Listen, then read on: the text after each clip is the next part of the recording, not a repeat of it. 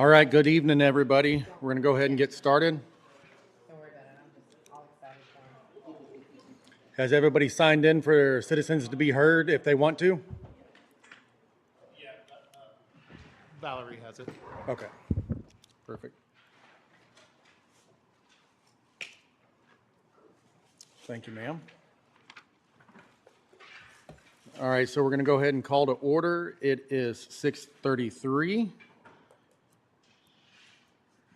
And we will do roll call. We are missing one person, Cody Hicks. Do we do excused and unexcused anymore? We don't generally do. Okay. We'll just mark it as an absence. Okay. So nothing's needed right there? All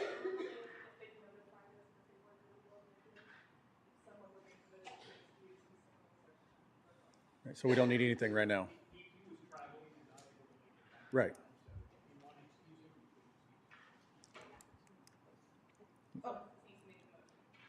I make a motion that Cody Hicks be excused for his absence this evening.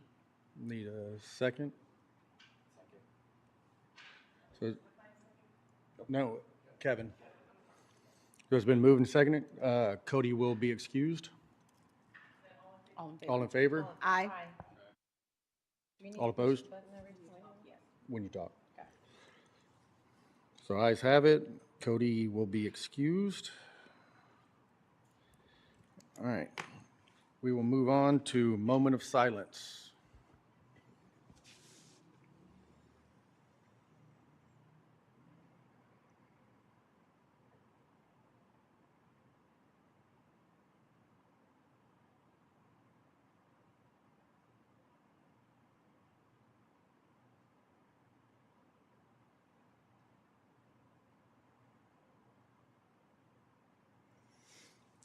All right, now we will move on to the Pledge of Allegiance. I pledge allegiance to the flag of the United States of America and to the republic for which it stands, one nation, under God, indivisible, with liberty and justice for all. Thank you all. So now we're going to move on to citizens to be heard. Yay, this paragraph. This is the only time during the Cibolo Economic Development Corporation meeting that a citizen can address the corporation. It is this opportunity for visitors and guests to address the CEDC on any issue to include agenda items. All visitors wishing to speak must fill out the sign-in roster prior to the start of the meeting. The CEDC may not deliberate on any non-agenda issue, nor may any action be taken on any non-agenda issue at this time. However, the CEDC may present any factual response to items brought up by citizens. Attorney General Opinion, JC 0169. Limit of 3 minutes each. All remarks shall be addressed to the corporation as a body. Remarks may also be addressed to any individual member of the CEDC so long as the remarks are about matters of local public concern and not disruptive to the meeting or threatening to the member or any attendee, including city staff. Any person violating this policy may be requested to leave the meeting, but no person may be requested to leave or forced to leave the meeting because of viewpoints expressed. This meeting is live streamed. So we do have a few citizens to be heard. The first one is Miss Maggie. How are you doing, Miss Maggie? Good.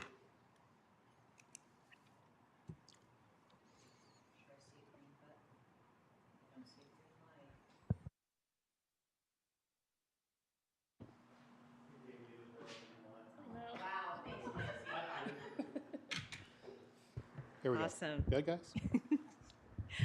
Good evening again.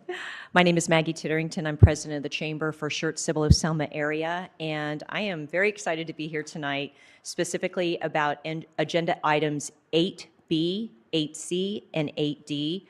Two of our chamber members, River City Ace Hardware and Max and Louise, are here to apply for this awesome EDGE grant that I wish all the cities had. It is just a fantastic way of letting these businesses expand, help them do business. And I will admit, I did not know what your full mission statement was, but I was reading it the other day, and part of it is to retain and assist in the expansion of existing industries while creating a high quality of life for the citizens. And I cannot think of a higher quality of life than an awesome restaurant, Max and Louise. They've already been so part of our community and just doing things, bringing treats, and not only that, just wanting to be good citizens, not just in the community, but of our community. Also, River City Ace Hardware, if I've heard it once, I've heard it a dozen times in speaking to your citizens, and even citizens that are not in this city that are so excited that Ace Hardware is coming back. And not only is it going to be, you know, supplying for our needs, but you're talking River City Ace Hardware is going to do, I believe it's just under 40 residents, area people will have jobs, new jobs created, while Max and Louise, we just did a hiring fair promo for them, and over 150 positions, probably just to start, I'm sure. So it's such a boost for our economy. The monies that they are investing in our city is almost over $5 million combined. So I wholeheartedly support this as the Chamber of Commerce. I hope you as the EDC board also support their grants and the expansion of this grant. And I just thank you so much for your time and for listening. Thank you very much, Maggie. All right, next is Mike Eklund. Come on up, Mike. How are you doing tonight? I'm doing well, thank you. I appreciate you guys having us. I'm Mike Eklund.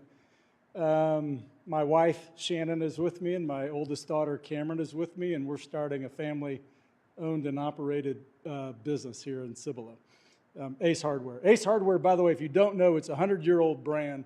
It is a big company, but it's a co-op, so it's owner-operated. People like us make our own investments and decide where to put them, how we want to run them, et cetera. So that's what we're doing. A little bit of background about me on the passion side of things. I spent a lifetime in corporate America, always headquartered out of Texas, but spent most of my life on the road somewhere. I retired about a year and a half ago and decided, what do I want to do with my time? I woke up and realized one daughter was in Florida, one daughter was in Nashville, and one daughter was in New York. And frankly, that's not the way I thought I was going to spend the next 20 years of my life, following them around. So as a family, we had the idea of let's create a business together where we can learn together, share together, do things together, experiences, and dream a little bit together. And that's where the idea for ACE came up, in a family-owned and operated business. So we bought an ACE Hardware. We bought the ACE Handyman Service franchise in Cibolo, New Braunfels, and San Marcos as well. And so that's going to be the epicenter of what we're starting. We'll see if it's a hobby or a business. If it's a business and it goes really well, we hope to expand well beyond that. So for us, it's more than just a business. It really is about getting our family back together and spending time together and learning together. How did we get to Cibolo? To be honest, we started with what company made sense. ACE kept coming up over and over and over. We've been looking for 3 years at what and who we wanted to do business with. We like the company, we like the brand, we like the integrity. They're people of faith, and they're people that really care deeply about customer experience, number one, above everything else. And number two, giving back to the communities that you serve. Not only do we resonate with that idea, but they actually kind of hold us accountable for doing that in the cities that we live and work in. And so that's what got us to ACE. Then it was like, where do we want to be? The Hill Country broadly has been home for us for the better part of 30 years, and we started looking at places. We looked at least 50, if not 100 different locations, and went through financials over and over and over in every city that you can imagine around here. And we and ACE ended up in Cibolo. We knew Cibolo. I sit on the board for Headwaters for Heroes. We do a lot of money raising for military folks that were injured, and we take care of their kids, and that's something. My father was a Marine. I always gave back. He was a Purple Heart. I do it on the side. And so this area in general kind of appealed to us for that reason. Economically, it made a ton of sense for us to be here. When we looked at the numbers, frankly, at the end of the day, it is a business. The numbers here based on the growth of the community, the demographics of the community, the age of the community, the growth of the community. All those things made sense, and this kind of rose to the top of the equation, and that's how we ended up deciding on Cibolo. So it's a great compliment to the work you guys are doing here. On the A side anyway, there was a lot of other people in competition for it, and Cibolo just ran to the top of the list. We are investing, I think Clancy asked me to throw this out there. Our investment personally is about $2 million that we've got into this. We've already got that money kind of put aside and into the deal. We're scheduled to open in the summer with a grand opening, so we're far down the path. In terms of our readiness, we've got permits have already been done. You guys have helped a ton with all of that work. Our general contractor, Fabian Construction here in town, is doing all of the work for us. And Fulcrum is the lease owner of the property that we've got down here on Cibolo Valley Drive at 813 Cibolo Valley Drive in the Buffalo Heights subdivision. So we're ready to go. We're kind of on the 20-yard line trying to get this thing into the end zone here at the last minute. Shannon and Cameron are probably doing most of the heavy lifting, and I'm helping however I can. And we're in the process. I think we're actually, somebody said it earlier, we're opening recs this week for all of the roles that we're going to bring into the city. So hopefully we'll have a team staffed up and ready to go very shortly here. So thank you for your time. That's all I had, but I appreciate the opportunity to get in front of you. I appreciate it. You'll be able to speak some more when your item, what is it, 8B or 8C? Yeah. So you'll be, come Good. back up. I appreciate you coming out and Yeah, our pleasure. letting us know. It's amazing. Yeah. I like it. Keep it going. Thank you. Appreciate it. Thank you. All right, next we have Drew Glick. Glick? So thanks for having me. I'm Drew Glick. I am the owner, founder of Max and Louie's New York Diner. Just want to thank everybody at this table for just making this whole thing happen. So I came to San Antonio. I'm almost 61 years old. I came to San Antonio 15 years ago. My uncle was a surgeon. Came here with the Army during the Vietnam War.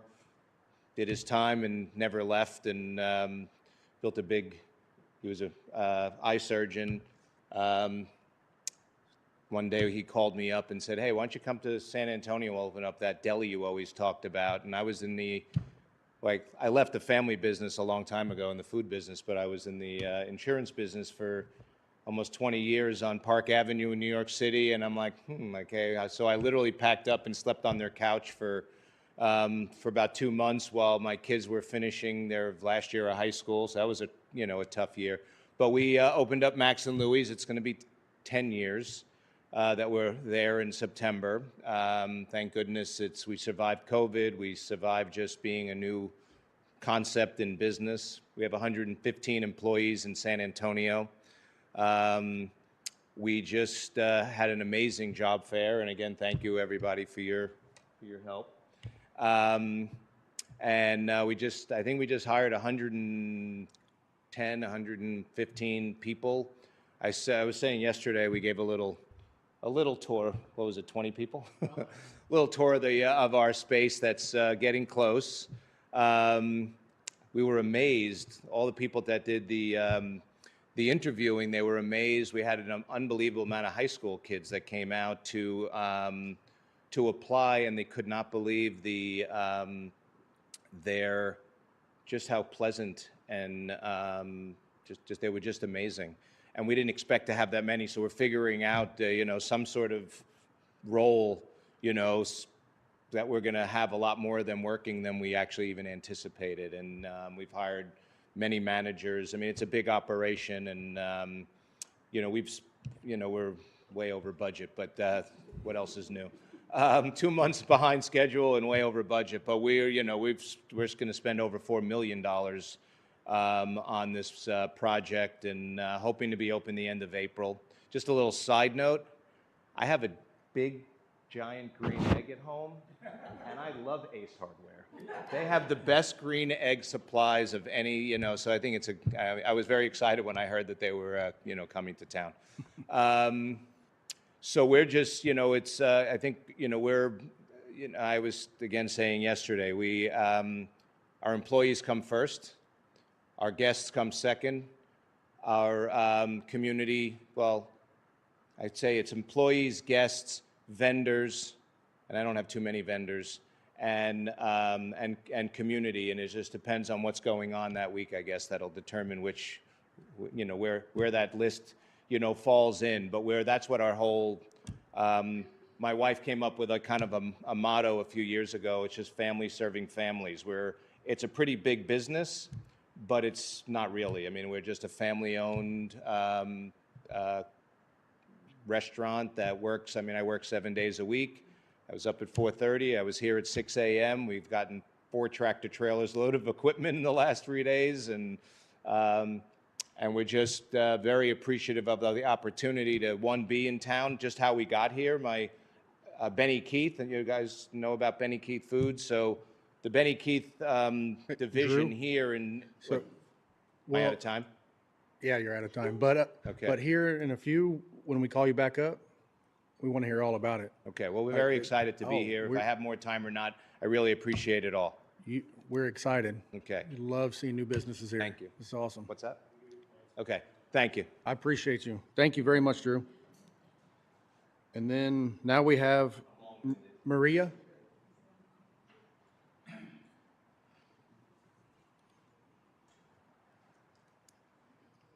How are y'all doing tonight? Good, good evening.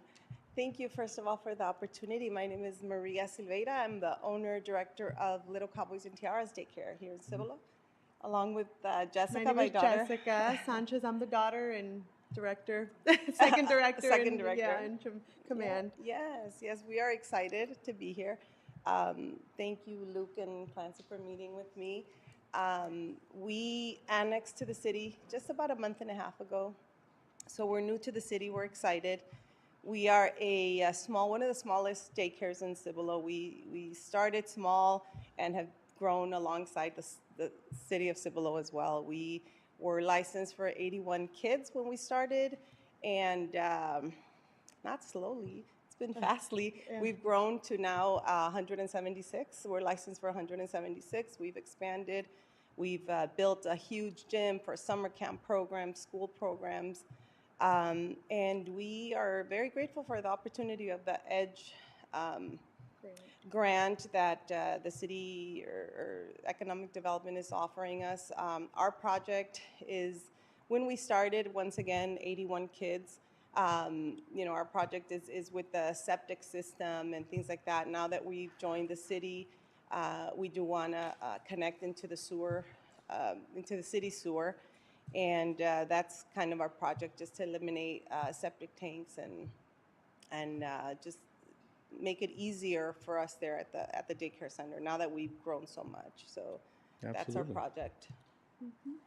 But yeah, we just want to thank you for the opportunity and the consideration of the grant. So I know we'll have a little bit more time in a little bit. So thank you so much again for the time. We thank y'all. Appreciate y'all coming out. We'll have some more conversation here in a minute. So that is all the citizens to be heard.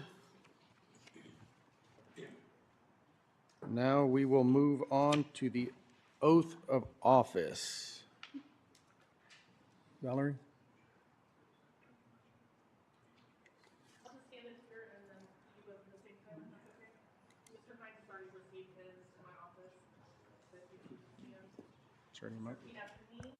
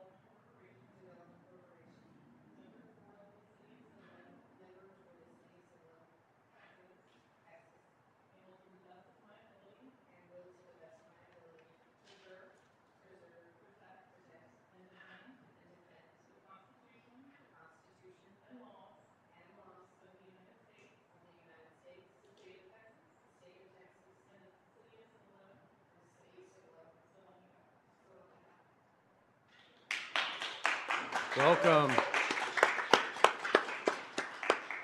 Appreciate y'all giving y'all's time. Thank y'all very much. Glad to have y'all on the board. Same as you, Terry. Thank you. Looking forward to see what we get done.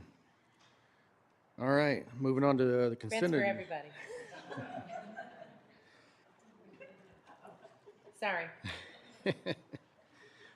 All right, moving on to the consent agenda. So let me read this off and we're going to strike 7A. Okay. So all items listed below are considered to be routine and non-controversial by the corporation and will be approved by one motion.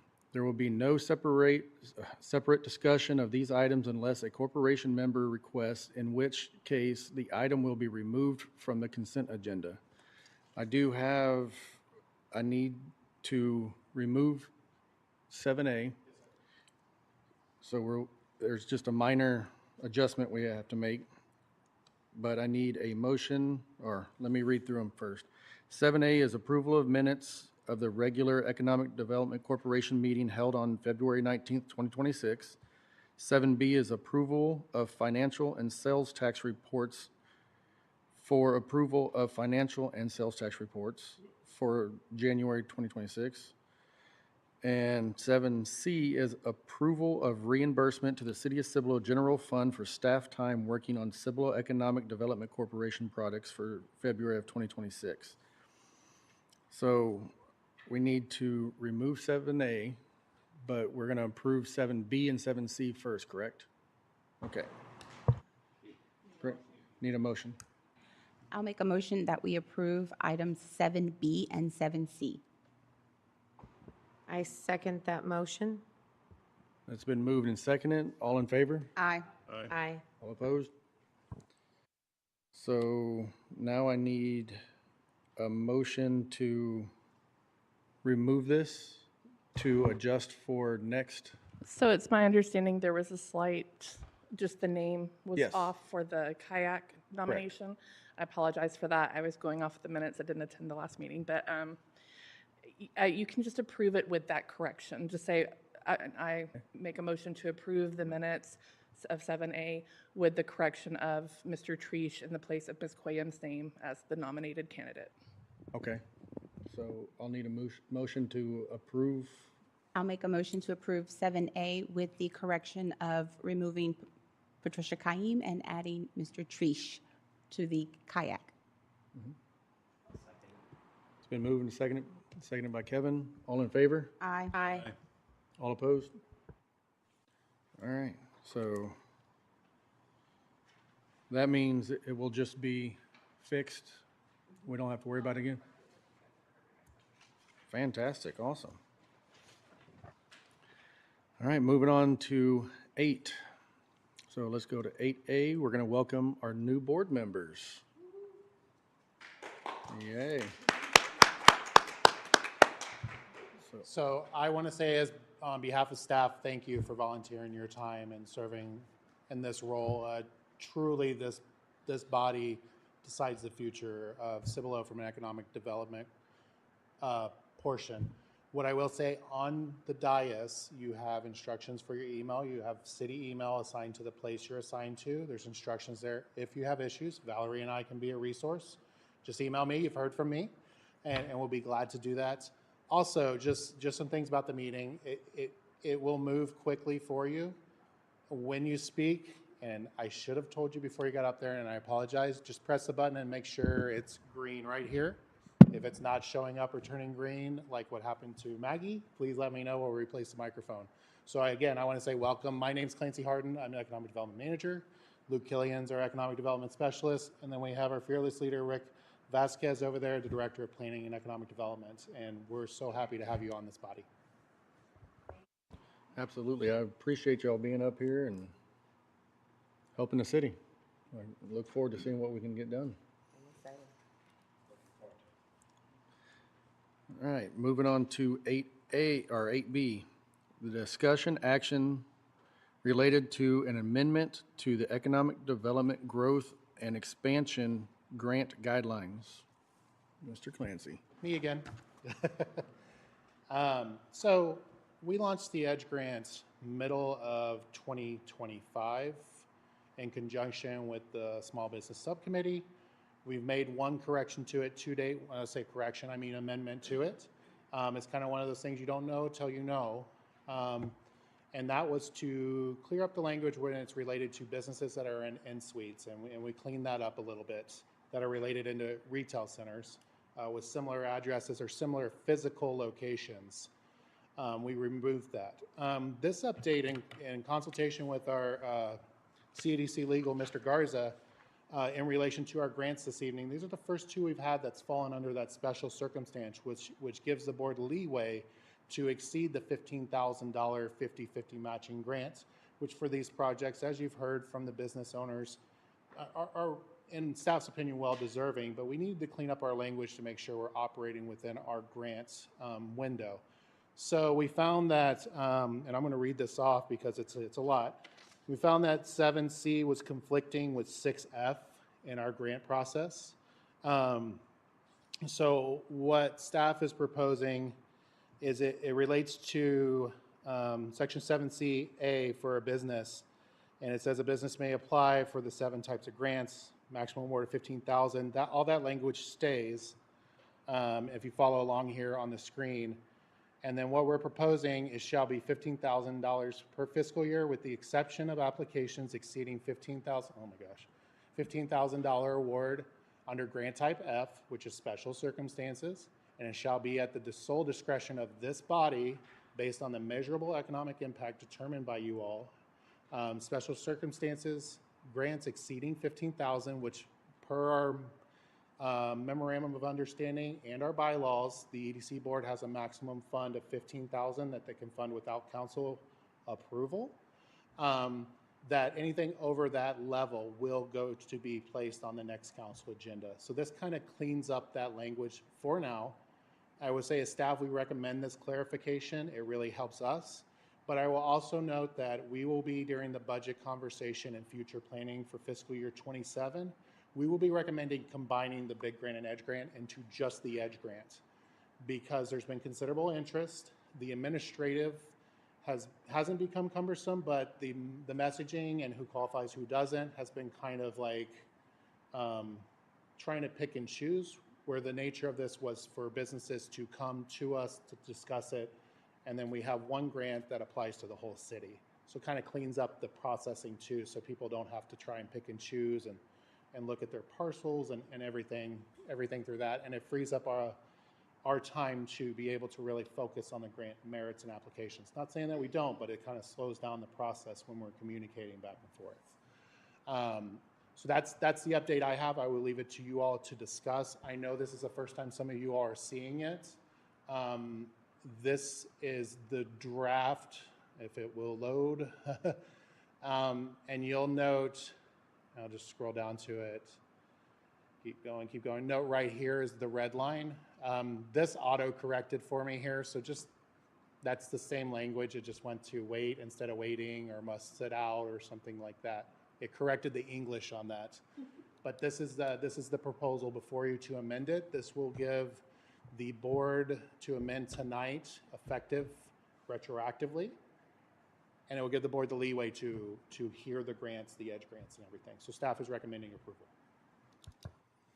Yeah, we have talked about this months ago, correct? Yeah, so it's, I don't see any drawbacks. yeah, it's a necessary addition or correction. Absolutely. I'll need a, yeah, We could just ask a couple of questions right quick. Yeah. Yep. I did. He did. Yeah. So I'll use my wife's teacher voice. I got this airbag right above. Oh, yeah, I'm sorry. And up here, all of y'all's voices are out there, not right here. So we're listening really intently. So you answered some of the questions so I was going through this. I emailed Clancy and Luke a couple of questions. One of them, as I was reading through originally, what I saw in other language in this was it appeared that you had to have a tenant for a space to apply. But after our conversation, I can see where well, Section A of Section 7 and letter A pretty well dictates that. It doesn't say specifically what I was asking, but I can see where you get your guidance from that. If someone owns a piece of property and they're just prepping that property for lease, they don't have a tenant, they just want to prep the property, that person can apply for a grant. So I was, sorry, maybe I was just reading it too late that day. I was reading it that you needed the team, you know, a business owner who's leasing a property, it took the team to do it, but you can have a vacant space and you apply for the, Yeah, the grant tenant as has well. to have the landowner sign off on it to make it happen either way, so. but even if you don't have a tenant, you can still apply for it. Correct. Yeah, very good, thank you. And so I just want to make everybody aware of your questions I was asking. So. Absolutely. And so we had talked also about how many grants can you apply for? Is it an aggregate up to 15,000, or do you pick and choose, help, not pick and choose, but help guide the applicant what grants or what subject matter within their request is best to apply for? Can you expand on that? Yeah, I can talk to that. It's kind of like this, is the way I explain it, and Luke and I explain it in our grant meetings, because we require a meeting before application. For instance, ACE I've been working with for almost a year now, and same with Drew. We talk about them picking their favorite child. So if you find a $30,000 plug and find it in the grant where you need the assistance. We don't necessarily say you can only do a sign or you can only do this. We do not generally allow splitting across them. You'll see on the two applications for ACE and Max and Louis that we asked them to, so you can see the breakout instead of just seeing that 7-digit number or that 6-digit number. It kind of gives you insight to where they're spending their money. But generally speaking, Terry, or Mr. Hines, generally speaking, we guide in a meeting and say, okay, you can get up to 15,000. Where's your biggest need right now? Because the intent too is, okay, you sit out a year, a waiting period. You can come back to the board and to staff and discuss the rest of your project if you're having to piecemeal it together. Or we can open up resources. Specifically, Luke has resources that he can connect business owners with financing and options and other grants that are available to them depending on veteran status, hub business, and everything of the sort. So to answer your question, we don't generally allow them to do aggregate across the site. We ask them to pick one line item. Okay. Because that makes it administratively easier for us to track one quote. But with the sheer size of the two we're hearing this evening, we felt it appropriate to kind of break them out a little bit the best that they could. I know these two gentlemen, they get after it. Help steer them in the correct direction. Right. So the first line on section C, section 7 and C kind of leaves that open. I understand how you administer it, and it makes perfectly sense. Great sense. And just that's why my question came up. It says that you can. Absolutely, and that's kind of stuff we're trying to condense the language into one grant, so we have one master document to apply evenly across the city and fix these things that we're just, we were launching a new grant program, so kind of working with the subcommittee and reading through these and, Okay. until it's in motion, sometimes you don't know intent, so. Okay, very good. And I'm trying to keep the bunny trails down to a minimum here, so. And then how do you determine how much money is in the kitty for grants? I mean, you run out of money, to a point. So. But how many grants do you typically allow? So last year, this body approved $100,000 in the grant line item. The city council approved that budget with that line item. I am pleased to report we have exceeded that budget, and we will be taking an amendment to city council sometime in April to pull from our reserves to reload the fund. Staff feels, and we will present it to the board as well, spending all the budget in a grant line item is the best situation we can have and the highest impact we can have on the community. When you're talking, we approved as a body, approved in October, almost $40,000 worth of grants, and you're hearing almost $149,000 in grants. There's a need and there's businesses, and we're meeting them where we are. and we're adhering to our strategic plan and our goals to, as Maggie said, to support businesses and encourage expansion and encourage relocation. So to answer your question, it's decided by the board during our budget process, and that money that's in the Cibolo EDC fund is funded through Type B sales tax, and that's the legal mechanism that the voters approved in 2007. And was it 07? Okay, good. And that's what our budget's based off, is projections of that 0.25 of sales tax, 0.25. We kind of based it off of last year, how many we had, and we expected to have more, but we didn't expect to have this many. But it's a fantastic thing that we're expanding, we're bringing in business, and we're growing. Yeah. Good. Okay, great, thank you. And I agree with the recommendation, the original reason for the agenda item. That's great, thank you. You're welcome. Thank you for the questions. So, just so I'm clear, their new businesses are gonna actually help fund other grants with So the sales tax? in theory, yes. Okay. So the sales tax impact gives us our return on our investment. Right. So with some of the proprietary stuff we've seen, and we've talked about projections and numbers, you're talking, if everything goes great, which we are hoping and will likely will in our community, the ROI, or return on investment, on these grants would be less than 5 years. And we're talking about these grants being less than 1% or less than 5% of their total investment. Normally, we're splitting 50-50 of an investment on one item. This is a whole different beast that we're tackling with this grant. But yes, the idea is to Pay it forward. replenish our cup while helping everybody else. Got it. Yeah, we have an item on your agenda later to set a budget workshop with the board so that we can explain why the board has grant programs, how the money is generated, what the intent is for the funding of the EDC. And so we'll be able to dive into those questions, but even though it appears the grant is to directly assist small businesses, the reality is the EDC's mission is to help the city grow its tax base. As we continue to grow tax base, we have stability in your property tax rates.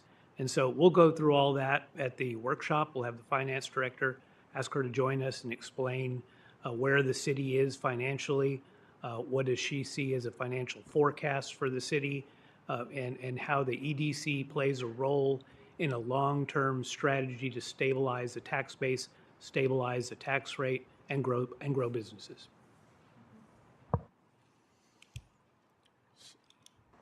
So So we need to we need a motion motion to to approve the. approve.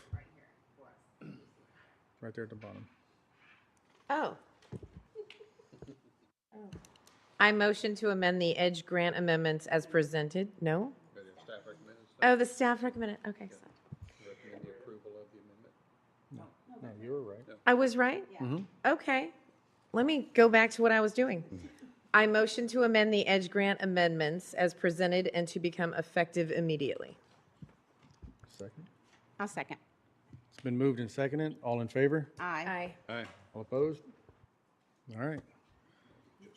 So we have got that approved, so that will now go in and be redone, and it'll be ready for the next round of grants, correct? Yes, sir.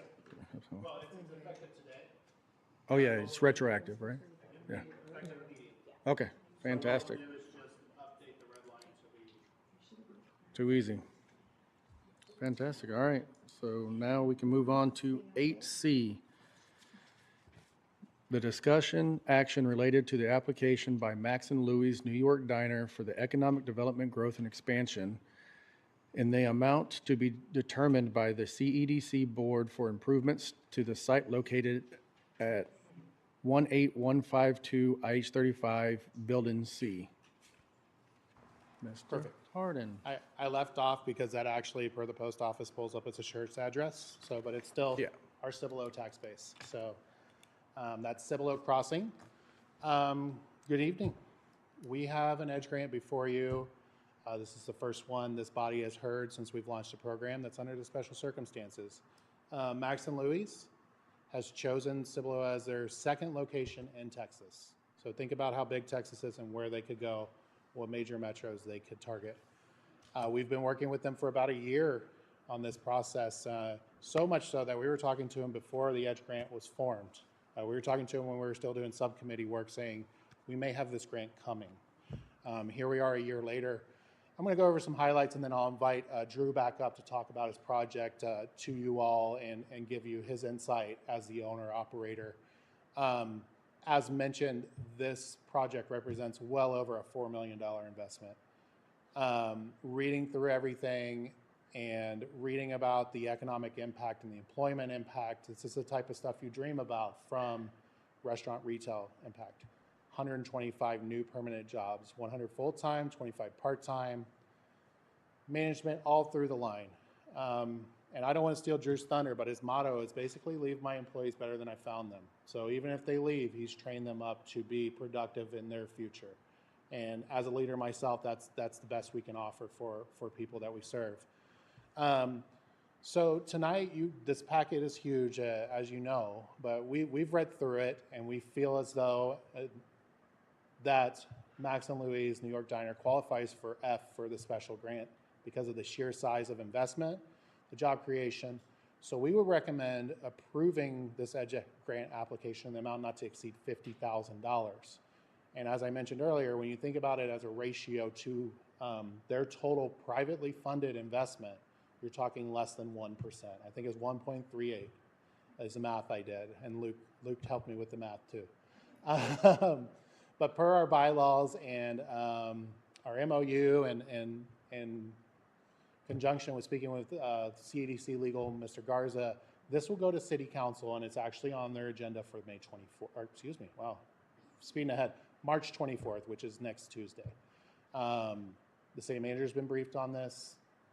This is the type of stuff this is our bread and butter. So I'll bring Drew back up here to speak upon his grant and his project.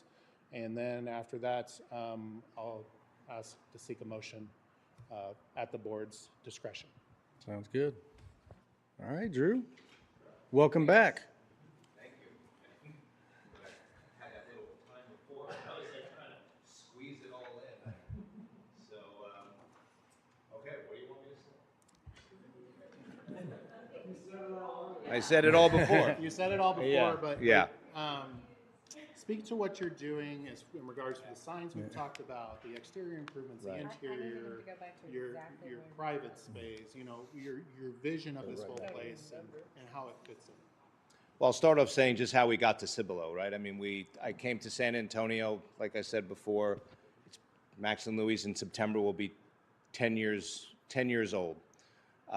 We started out with 120 seats. We now have 275 seats.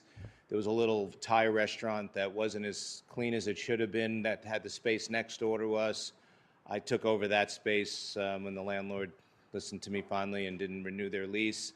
And I turned it into this Melvin's, our homemade ice cream and espresso bar. Last year we bought 4,000 gallons of Tillamook ice cream. Now we're making every gallon of ice cream in-house, premium ice cream. We have a local San Antonio roaster that roasts all our beans for our espresso. We bake all our bagel. I mean, I didn't intend for it to be as scratch as it is, but it's very scratch. So we came through COVID pretty well. Miraculously, we've kind of been on this amazing trajectory.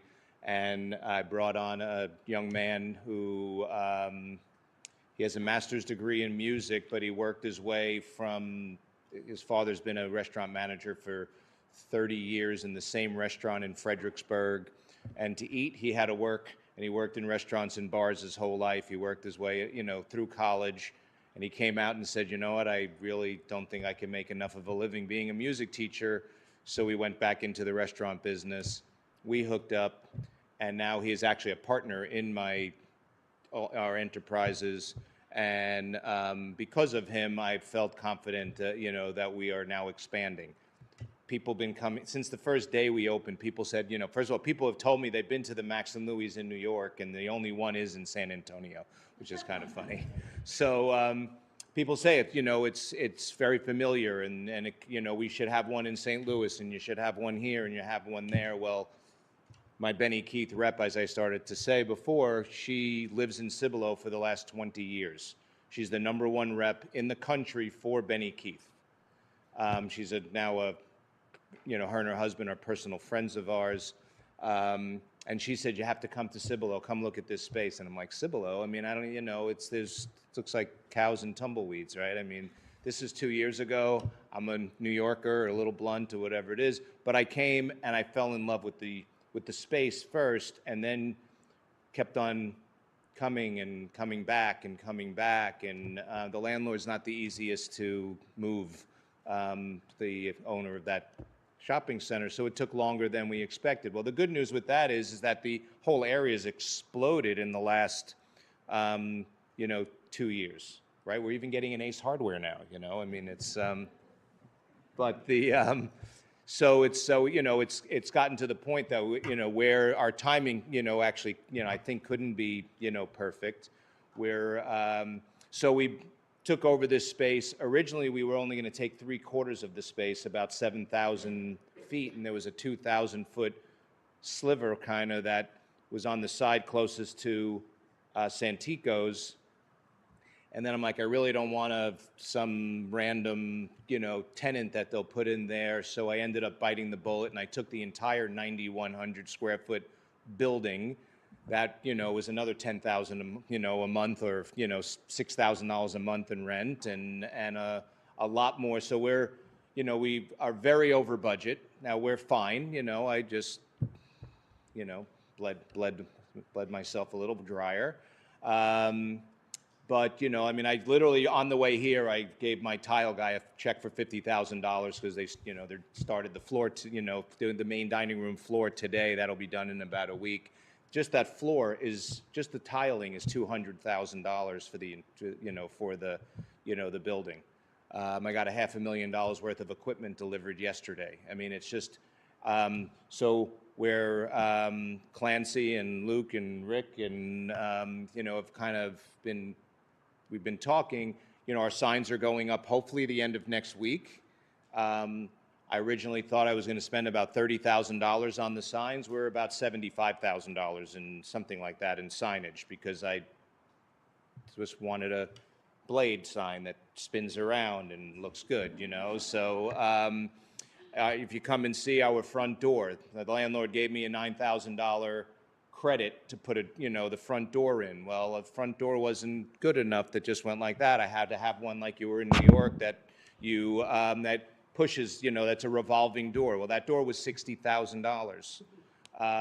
And, blinds, it's an amazing patio, right? It goes 18 feet wide. It's all teak underneath. It's spectacular. So the sun is not a big factor, but it gets windy and it gets, and it rains and once in a while. And so to do blinds for the whole patio is about $70,000. What I missed? I got blinds, I got signage, I got, yeah, I mean, it's just, it's literally, it's kind of, it's pretty endless, we. Sounds like it's gonna be amazing. We just, yeah, I mean, we're fine, and it's gonna be, I think it's gonna be people aren't gonna believe it when they walk in there, what it looks like, and it's, the kids are gonna have a blast in our whole Melvin's ice cream and coffee and bakery shop. I mean, I have a whole lounge area on the side that's going to be just a place for them to come and be safe and have an amazing date night, while their parents are inside, having a beer. I don't know, whatever they decide. So whether it was 15 or 50, I mean, obviously the more the merrier, because we are, way behind, and, we've been paying rent since March 1st, and we're not opening till the end of April, $30-something thousand a month in rent, and we're not open yet, and generating no income and whatever, and we just hired 120 people, something like that, and that's costing us about, somewhere between $15,000 or $20,000 a week to pay them while they're being trained. Our training is very rigorous, and like Clancy said, people when they're done at Max and Louis, whether they're here, I have people who've been there in San Antonio since the day we opened, 10 years ago. Tawana was the first person I ever hired. She's now going to be a manager here in San Antonio. She lives much closer to here than there. Our kitchen manager, Andy, lives in Universal City. He's been traveling to San Antonio. He couldn't wait to, to come in here, and so on and so on.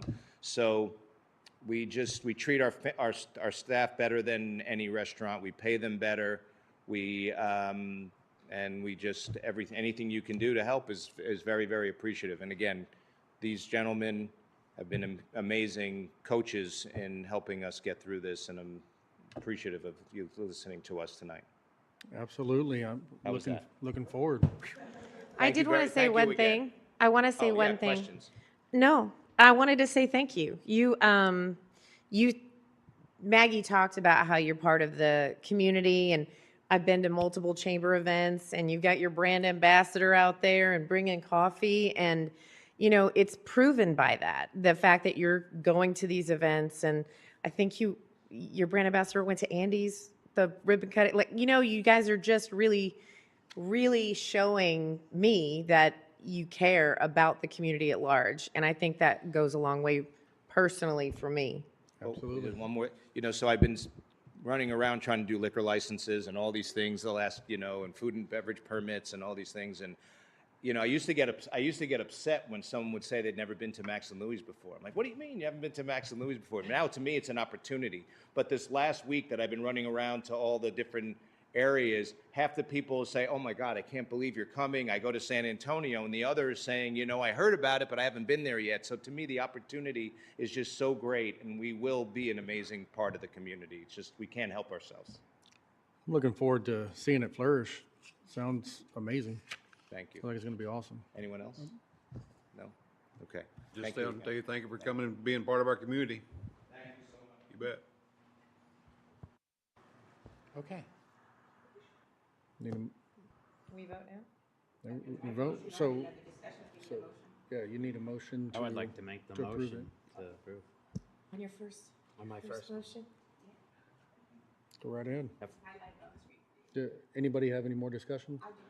I don't. I think it's a great investment in the community personally, but I didn't say that. It's definitely something different than what we don't have, If Need a you motion? guys, whenever you're speaking, I know some of the new members, just make sure your microphone's on and green when you're speaking so that we capture what you're trying to say. It's hard to hear from back there for what you guys are saying. And then just whenever you are ready to make a motion, you just need to say, I'd like to make a motion to approve item 8C as I'll written. Make a motion again to approve. You got to read the, So I motion to approve the Edge Grant as presented by the staff of Max and Louis New York Diner, and not to exceed the amount of $50,000, provided paid invoiced are verified, and directed staff to submit the grant for approval by the Cibolo City Council at their next meeting on March 24th, 26. I'll second. So it's been moved and seconded that we approve. All in favor? Aye. Aye. All right. All opposed? So Perfect. you've been approved. Looking forward to it.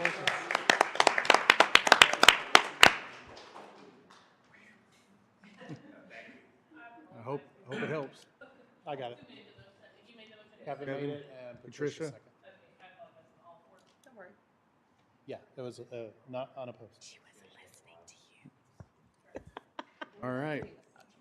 Moving on to 8D. Discussion, action related to an application by Ace River City for the economic development, growth, and expansion, and the amount to be determined by the CEDC Board for improvements to the site located at 813 Cibolo Valley Drive, Suite 166 in Cibolo. Mr. Harden again. Nice to see you back. Second verse, same as the first. We have another exciting project in our community, Ace River City. You've seen it, you've heard about it. As I mentioned earlier, staff has been working with them well over a year. We met even, I think, before you even signed the lease to discuss the project. So it's been a long relationship we've developed to see and right size and fit ACE into our community. Same thing, this family, as they mentioned in public comment period, they've kind of pushed their chips into this family business. I'd be remiss, I did not include it on the staff report, but as mentioned, it's about $1.5 million, if not more, investment into this project. And they're going into Buffalo Heights in one of the largest sections right next to Crust Pizza to finish out that one section, which, for lack of directionally challenged, the one that faces Chick-fil-A. They're going to generate 20 to 30 jobs. These are going to be jobs that are part-time, full-time, management. You know, you're talking kids in a summertime job. And also, same as the previous agenda item, because of the scale of this investment, we've never seen this type of stuff before. And because of the way things are increasing, staff sees it prudent to recommend the same type of grant structure for ACE Hardware because of the employment, the economic impact, the commitment to the community that ACE brings, and the fact that this is a family-run business that's pushing in to Cibolo to serve a need in our community. I know when I first got here, everybody was asking when a hardware store would come here. Well, here's our local hardware store. So we would recommend approving this at not to exceed amount of $50,000, similar to the previous item. And we will turn it over to, I can never say your last name, Eklund family, to speak on the project and answer any questions. Come on up. That's all right, that's all right. I've been called worse today. I don't have to push this again? No, sir, you're ready to go. I shared a lot of what we were doing earlier, so I won't repeat all of that, how we got to Cibolo and how we got to ACE, et cetera. Maybe what would be helpful is the concept that we were thinking about as a family, and that I can catch you up to speed on where we are kind of in the project and what we've got into it, and then any questions and answers after that, if that sounds all right.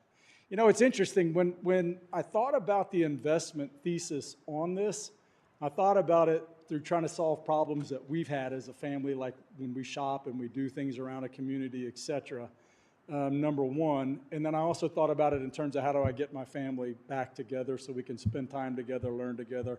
I was lucky enough to have a lot of mentors in my career that kind of taught me a lot of things, and I want to kind of do the same thing back with my daughters and family as well.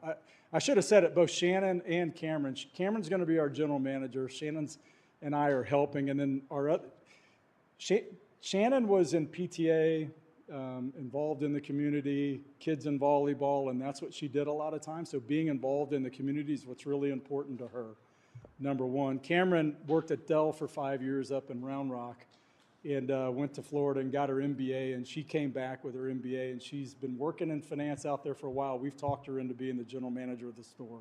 My middle daughter, who is in Nashville, we've talked her into coming back. She just moved back into town. She's going to help us with all the marketing and social media and those kinds of things. And then our youngest daughter, by the way, lives in Manhattan. Okay. We're still trying to get her back out of Manhattan and get her back to Texas where she belongs. We haven't quite got her turned all the way around to get here, but she'll be here soon. But the idea is we wanted to get a family store together that we could do something together. When it came to the store, it's interesting. The ACE guys and how we chose on San Antonio is the ACE guys, they have 55, 60 stores in Houston. They got 55, 60 stores in Dallas. Up in Austin, they got 20, 30 stores. You come to San Antonio, they've got 2 stores, one in Thousand Oaks and one in Alamo Heights. And so we viewed the investment thesis as a place to land, see if the concept works, and then see how much we could grow it from there. So that's kind of how we got into the area. And then once we picked San Antonio, Cibolo just stood out for all the reasons that I told you before, which is how we ended up in Cibolo. The idea for the store is we're going to have the traditional hardware that everybody's got. You've seen the hardware that competes with Home Depot and Lowe's and everybody else. We're also going to have a 3,500 square foot garden center in the back. The idea behind that was I have a little ranch out in Fredericksburg, and I spend a lot of time out in the garden raising cattle, et cetera. So I like to spend my time outside doing things like that. So the garden is going to be mine to keep up with, and I'm going to get it fully integrated with my ranch and our ranching operations. We've got all kinds of things that we do there that we can bring into the idea here. Number one, my daughters have also put in a 1,300 square foot boutique area. It's going to be Triple E Home and Gifts also within the Ace store. And the idea is my wife, my daughter, my kids are going to get really involved in that. Not only selling locally, but a big online presence for that capability as well. It's going to be multi-branded in that area. We're going to have some of our own branded products in that store as well. And so it's not going to be just hardware. It's going to be hardware, it's going to be boutique, and it's going to be outdoors. And then the last thing is, you know, we've had a ranch out in Fredericksburg for a while, and every time we want to get work done, it's hard to find the people to do it. The supply, demand, and the trades is just way out of whack, in our personal opinion. Likewise, when I traveled and I was on the road for a career for a long time, Shannon was the CEO of our household, and anytime we needed something done in the house, she had to call somebody to come and show up at our house. It was always really important to us, who is it that's going to be in our house, which is how we got involved in the Ace Handyman business. So the Ace Handyman business that we've got that was already in the area, we bought it, we're going to try to get it going. And, you know, frankly, the idea is somebody comes in to buy a can of paint, great. If they want somebody to paint a room, we'll send the Ace Handyman out there and we'll paint the room as well. Same thing with plumbing, same thing with drywall, same thing with whatever they need. We really want to be involved in the community in that way, and find something for everybody in our family to get involved and participate in, between the boutique, the garden center, the normal hardware stuff, and the Ace Handyman stuff. And I think it was a good reminder that the store ideally would have 30 to 40 people. The Ace Handyman people will probably throw another 10 people on the back of that as well. So that's roughly the size of the team that we'll have in place, and we'll see how the store does. And as it grows, the teams tend to grow with them as well. In terms of our investment, I think Clancy said it. Depends on how you look at it, I guess. Probably $2 million of cash that we've got, and I'll tell you kind of what that's been tied up on so far. And then, as you guys know, renting a place is not easy anymore. It makes it pretty cost prohibitive to get into a place, but I think our rent on this place is $4 million over a 10-year period of time. So it does add up when you look at it. But our total investment is all of that, if you might imagine. We signed a 10-year lease on the place with, I believe, 4 or 5 year options on the back. So ideally, we're signing up for a 30-year commitment into the community is kind of what we're getting into. The money that we've got tied up in it so far, as Clancy mentioned, we got $1.2 million in tenant improvement, just getting the store ready to go. The signs, not quite as expensive as Drew's out there on I-35, but we've got $20,000 to $30,000 tied up in signs on the program as well. We've got $100,000 that we've got to put into the garden center. It is Texas. That's an inventory that goes in the garden center. But it is Texas. It's 120 degrees outside, so we've got a really nice environment, shades and everything that are coming that we're going to put over the top of that and make it a nice place for people to shop outdoors. And then obviously with all the permitting and other things that we've had to do with get things ready, it's another $30,000 or $50,000 bill. So when you look at the extent of what we're investing in and in the store, and by the way, as I've told everybody on the construction team and everywhere else, we're not selling Rolexes and fine jewelry and nice clothes. We're selling hardware. It's a low margin business. And so this isn't the place where you go to make a lot of money. This makes money if this thing grows over a period of time. And so, you know, we're going to scrape by for the first couple of years, see how it goes, and hopefully it'll go as we think, and we'll just keep landing and expanding. And, you know, ideally for us as a family, we'd like to open up 7, 8, 9, 10 stores around the area, and Cibolo is going to be home for us and the headquarters, not only for the ACE piece of that, but then also for the handyman services on the back end of it. There are a couple of guys that do ACE handyman services in town. A gentleman that's got all the Alamo Heights piece and then all the way down to Bernie.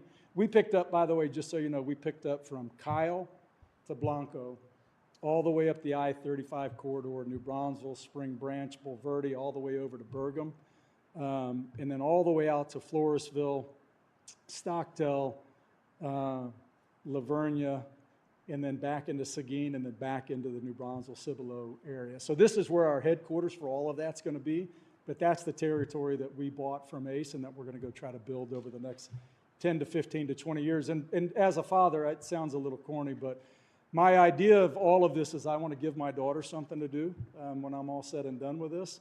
And this is what we've kind of decided to go all in on, and we'll see how it works out. But that's what we're up to. Fantastic. I'll stop there and answer any questions.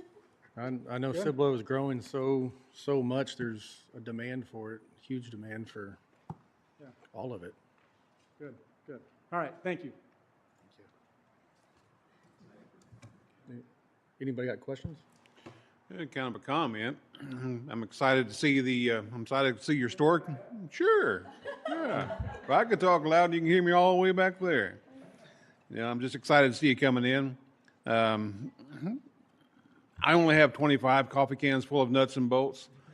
But I say that because I saw this meme the other day. It was a young man saying, I cleaned out my dad's garage and I found 30 coffee cans full of nuts and bolts. I don't have a single coffee can. What have I done with my life? You know? But I know that the concept. But go to your store. I need one bolt. I buy two because I'm going to drop one.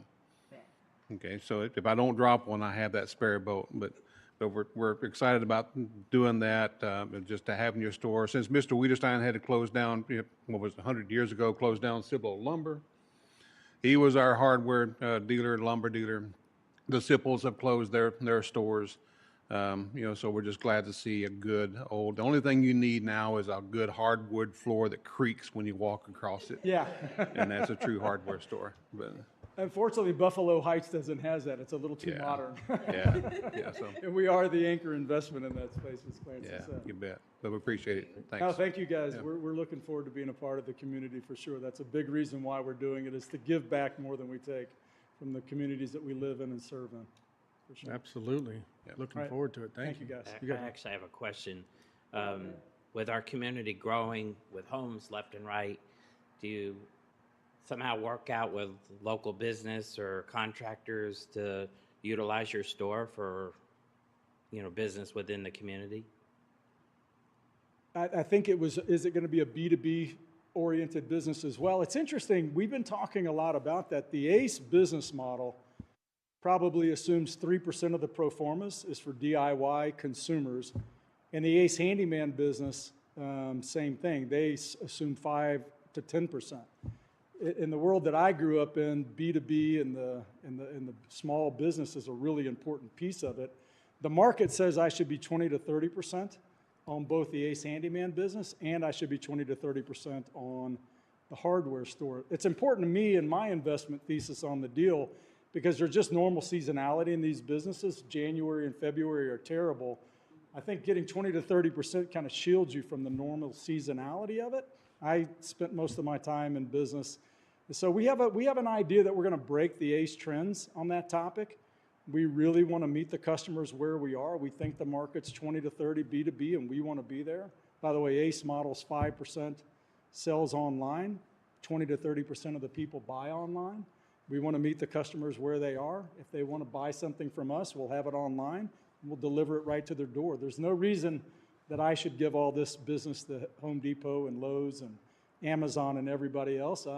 If I've learned anything over a long career, I know how to hustle, and we're going to hustle, and we're going to go after all of that business. And, again, I think it's good. I think it's good for people to have local options, and I think the trades. You guys ever heard of Mike Rowe?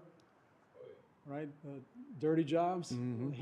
He was my inspiration for picking this. I had lunch with him out in Florida a couple of years ago, and we were just talking about the supply-demand imbalance with the trades in general, and how there's just not enough people to do that work. It resonated with me because I struggle to find people to do this kind of work. And so we're fired up. We want to serve a need that we view in the community, both on the residential consumer and on the B2B side of it.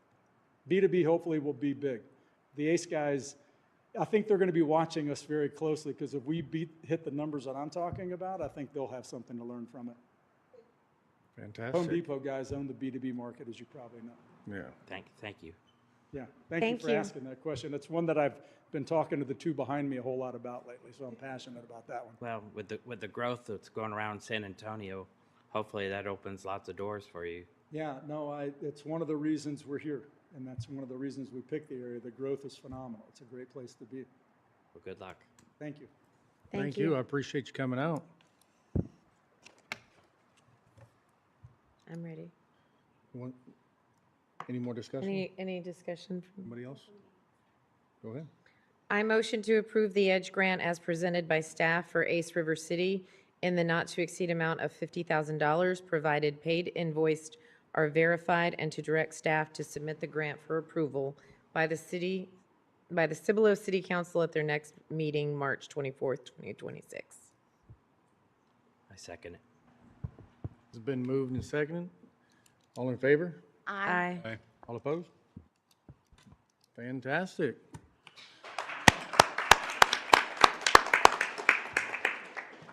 Thank y'all for picking Cibolo. Yes. It's gonna be fun. All right, moving on to 8E, discussion action related to an application by 1908 for a business improvement grant in the amount not to exceed $15,000 for improvements to the site located at 207 North Main Street in Cibolo.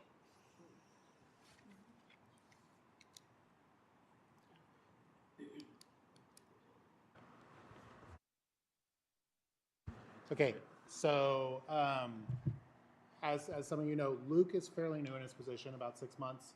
Yes. We're transitioning the grants over into his wheelhouse, so he's going to go through some of these grants and a little bit of trial by fire. Luke has been doing our business retention efforts, and he's met with these businesses, he's discussed the grants, and he knows them inside and out. So the one we're going to speak to is 1908? Yes. Go ahead. Just talk about it. It's going to be 1908. So she qualified for our EDGE grant, and she is actually here today. Big grant? Big. Yeah. Oh, big grant. Big grant. Yes. We're going to fix that later on, make it just one grant. But so she, as you can see on the application too as well, y'all have that in y'all's packet. She went ahead and qualified and meets all the qualifications that we could see. And she is here today too as well to speak on her behalf. And if there's any questions, feel free to ask. Ms. Liz? Miss Liz, Hi, how are you doing? good, how are you? Doing all I right. hate speaking in front of people. I had all these things written out. Now I'm probably not going to use any of it. I do ask because I am applying for 3 grants this evening. There is one EDGE grant in between 2 of the grants that I am applying for, but they are for 3 different locations, 3 different businesses. So first, I want to say thank you guys for even having these grants. I have applied for the big grant once before. It was several years ago, and I believe it was for 1908 and Kindling Texas Kitchen. What I had written down tonight is specifically for all 3 of them. I kind of smushed them all together so I can give you one big scenario instead of just going one by one by one. I know there is some new faces for me, but some old faces that I have known very well. I first have to say thank you, Luke, honestly, for your communication, the way that you've handled things, the way that you have exerted yourself into this new position. I know that we talked extensively about you being new to the area, and you need to get out and kind of like look around. Yeah, so, well, with that being said, 1908, we are looking to improve the facade.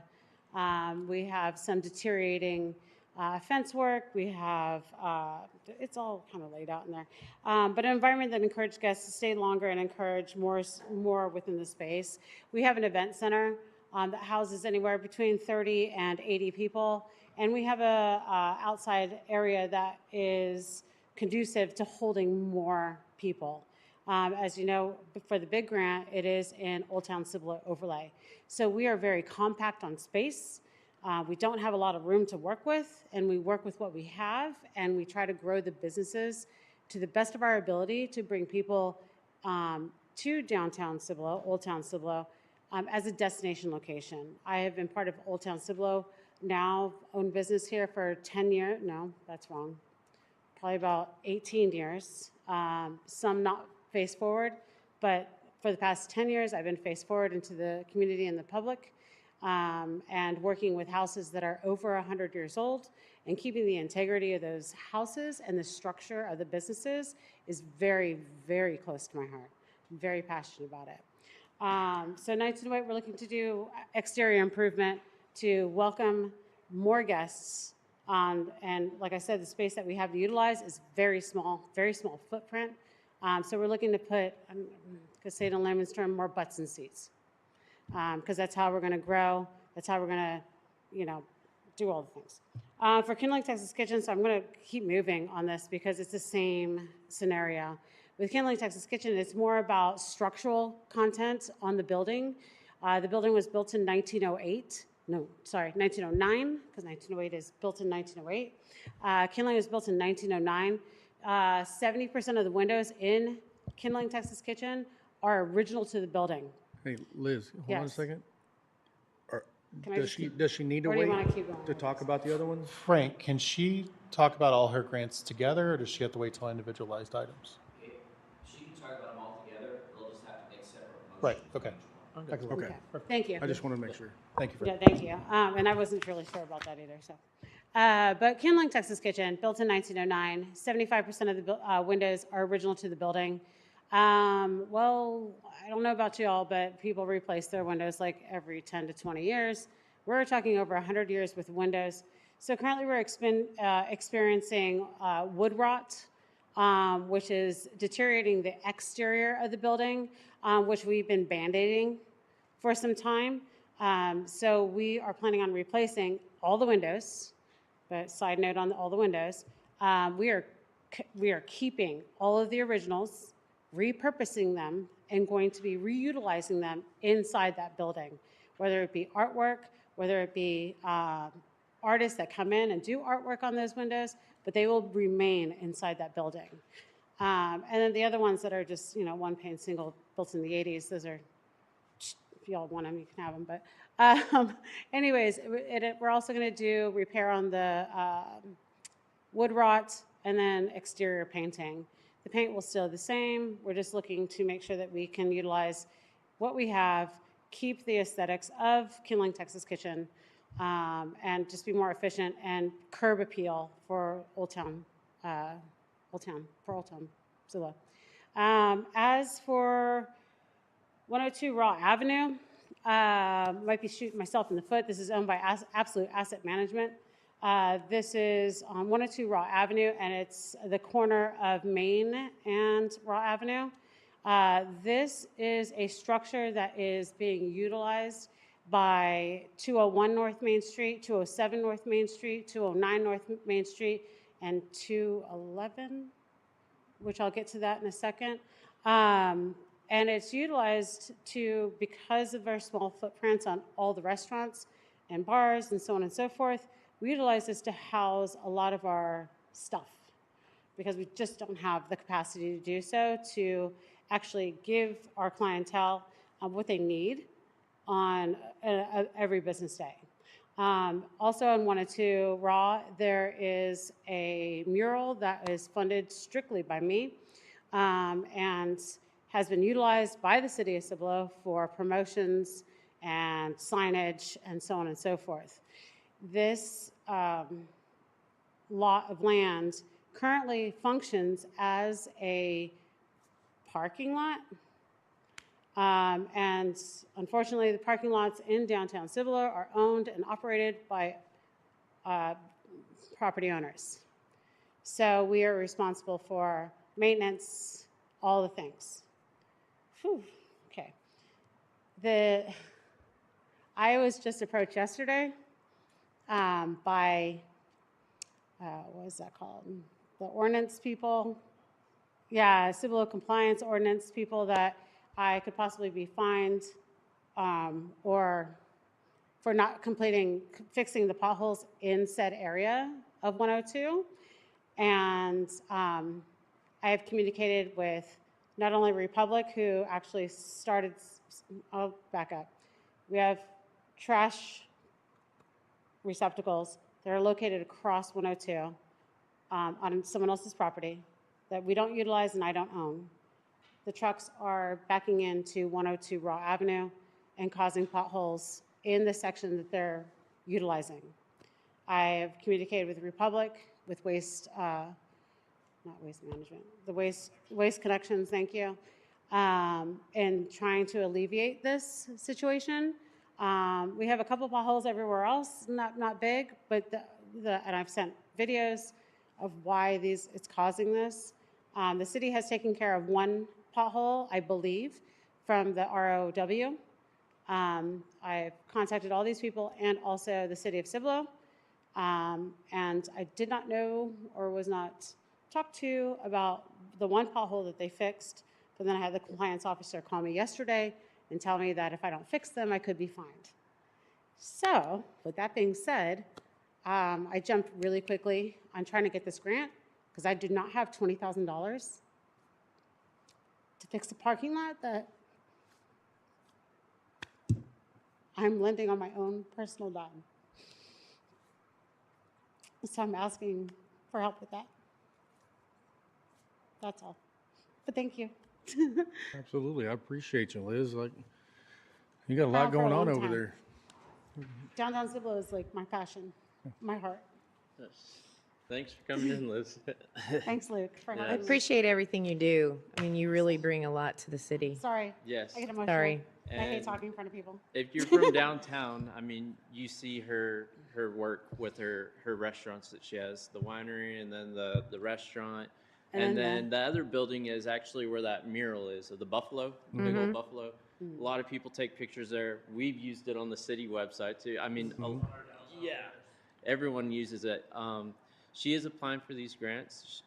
She does qualify for each one. I know each of her business, each one qualifies because it's underneath a different LLC or different structure. So it's that's why she's here today. She's applying for the grant. She meets all the requirements. If there's any other questions that y'all have, feel free to ask. And I will say, ED staff talked with co-compliance about the Yeah, we took miscommunication. care of it. I know I feel so bad for Daniel. Man, he called me yesterday and he got the brunt end of my stick. And I had to apologize to him. I was like, oh, breakfast on me all the time. So- He's okay, but Daniel came over across the Yeah. office and talked to I was us. like, I'm so sorry, man. I was Yeah. like, I didn't know that you guys didn't communicate properly with each But other. everything's all good on Okay. the co-compliance end. I was like, I cannot afford any more fines or fees.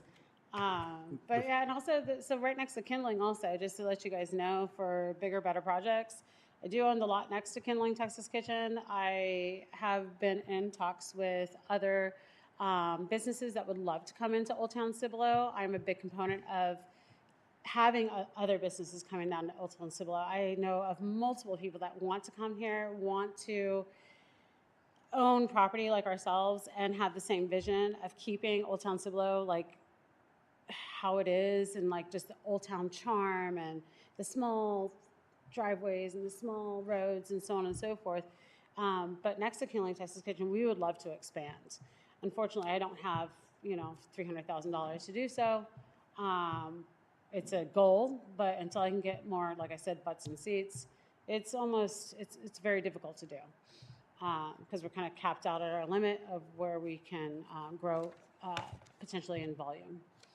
So Absolutely. if you guys want to consider that. Yeah, we're here for the expansion when it comes. So.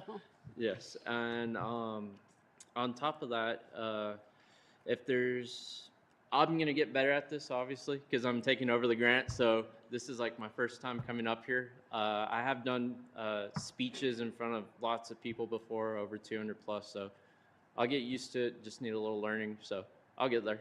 Ain't no worries. I'm not good at this, so. You're doing fine. Get used It's to my it. first rodeo too. Yeah, Communication but on point. communication and all the work is put in there. So all the work and effort that me, Clancy, and Rick provide, it's solid. You don't have to second guess it. If y'all have to second guess it, put your thinking hat on, because we're smart cookies over here. So Yeah, absolutely. Toot, toot. What? And I will say this one doesn't have the motion written, but Oh. much to what Valerie shared, you can say a motion to approve as staff recommended. So you can shorten this one. There's not as much. Oh, there is. Okay, perfect. Never mind. I'm still learning too. Does anybody have any questions or comments about the 1908? We're going to we make a motion at one at a time, so. Right, now, the two items are 8F and 8H, so you can, whenever. Just do make one them at a separate. time? One at a time, correct. Absolutely. So the first one is 888E, which is 1908. And that's for the facade and It's yeah. The one with the Facade, windows? fence, exterior turf for more clientele to be able to have seating. There's lighting, I can't remember The all of fans, them. The yeah, fans yeah. for Mist people. The one with mist the windows. fans. Outdoor. There's just a lot of, it's, honestly, 1908 was the grant that I started on first, and this was like a couple months ago. Yeah. So all of it's kind of like, poof. And then Kidland came second, and then literally Absolute Asset Management with 102 Raw. I did that one in 2 hours because of, yeah. Yeah, I got you. So any discussion or anything about 1908? I'd like to make the motion. If anybody has no discussion, go ahead and make a motion for 8E. I make the motion for, was it 8, which one is it? 8E. 8E? As staff recommends, is what he said. That staff recommends. I'm sorry, I don't have any agenda here in front of me. Will that work, Frank? That staff recommendation? And second. That'll work? You have a second. So it's been moved and seconded by Mr. Terry Hines. All in favor? Aye. Aye. All opposed? So that has been approved. So 1908 has been approved. Look forward to seeing how you move forward with that. That's going to be awesome. And then our next one is 8F, which, let me read this off real quick. Discussion action related to an application by Kindling Texas Kitchen for the business improvement grant in the amount not to exceed $15,000 for improvements to the site located at 209 North Main Street in Cibolo. And that's what you had already talked about, doing the windows and Structure. It's structures. mostly the Structure structure of the integrity. building, structure integrity, Right. yeah, structural integrity of a building that has been built since 1909. And Right. preserve that history too as well. Absolutely. And anybody have any discussion on it? No. I can relate to your cold windows story, though. Our home was built in 1900. I want to replace every window in there. We've done some. Yeah. And my wife says, those old windows are beautiful. I'm saying, but They they are are very beautiful. cold, too. I know So, they're very beautiful. They're completely not energy efficient. Yeah. I'm going to be very happy to maybe save some money on some AC costs. yeah. But with that being said, like we're going to utilize those windows. So she can utilize Yeah. those windows again. I have a lot of artists to contact. Okay. No, I just always say every 100 years you need to do something, so, yeah. So. Thank you. Okay, I'm, no more discussion, make a motion. I motion to approve 8F as the staff recommends. I second it. Second? So it's been moved and seconded by Mr. Kevin. All in favor? Aye. All opposed? Congratulations. Thank you. So now we get to save on some electrical bills. Yes. That'll be great. Now Look good. 8H. And it'll be much cooler when you come and dine. Yeah, absolutely. So can I just do But 8H we real can quick? skip G and go to H since that was the other one. Okay. So didn't put 8H is discussion action related to the application by 102 Raw Avenue for the business improvement grant in the amount not to exceed $15,000 for improvements to the site located at 102 Raw Avenue in Cibolo, which is for the parking lot and, Much for parking to enable the patrons that come down here to have adequate parking, easy parking, wayfinding signs, definitely lighting so they can see where they're going, easy ingress and egress to the property so they can access all the businesses in downtown Cibolo. and the parking lot gets utilized after hours and all that by Correct. everything around. Yeah, yeah, yes, absolutely. Parking can be utilized on any of these properties from any patron that wants to come to Old Town. And be safety too as well. Yes. Anybody have any questions or comments? No. I'll need a motion for 8H. I'll make a motion to approve 8H as recommended by staff. I'll second. So So it's been moved and second by Ms. Patricia. All in favor? Aye. All opposed? Fantastic. I Congratulations. really appreciate your guys' time. Absolutely. It's, We look forward to seeing what you I'm really happy that we do. have these grants as well. And you said you're smushing them together? Hey, you do a lot for the community. I see you out there. Absolutely. I love downtown Cibolo. I love Cibolo, but downtown is a special place in my heart. Absolutely. We love it. We love you, you being Liz. around. Thank you, Liz. I appreciate I it. really appreciate you. Yes, ma'am. Yeah. Congratulations. Thanks, sir. I appreciate you.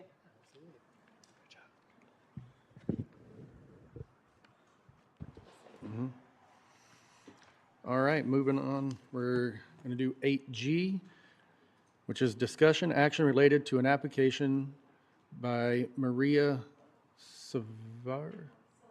Savera for the economic development growth and expansion in the amount not to exceed $15,000 for improvements to the site located at 240 Bright Road. Mr. Harden. It's me again. With this EDGE grant specifically, this came to a request from us from Ms. Silviera. This property recently annexed into the city. They decided to get off their septic system and connect to city utilities. As part of the annexation, the city requests and requires them to connect to our public utility at their expense. To give you an idea of where this property is, it's at the very bottom of our grant, but,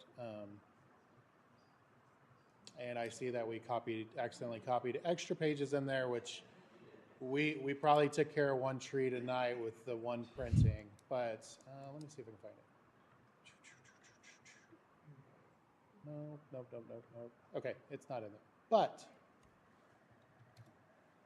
to give you an idea where this property is, if you've been to Souffle, the restaurant there, it's that retail strip center right at, I can never say the road right, Wild and 1103. So they annexed in there, or most of this around them is still ETJ. So they made the decision to annex into the city, and as part of that, they were told to connect to city utilities. It's expensive to connect to city utilities, and that's why we have this grant. So you have 2 restaurants there, you have a service industry there, you have a childcare facility on that site as well. So it needs the sewer backup and everything. There's medical there too. Medical? Yes, a medical one too, yeah, the clinic or whatever it is. I can't remember what it's called. But anyway, Hillside, thank you. Hillside. So this came through us in a weird way. It was a little bit part of business retention expansion with Luke going and visiting those businesses, but it was also through our council members and our city manager. We don't want to put anybody in a position where we annex them and then they can't afford to connect to utilities, or it becomes cost prohibitive. So that's why we have the EDGE grant. And for new members, our meetings aren't normally this grant heavy. It's a good problem to have. So we process an EDGE grant for them, and in review of everything associated with it, staff found that it's appropriate for the EDGE grant.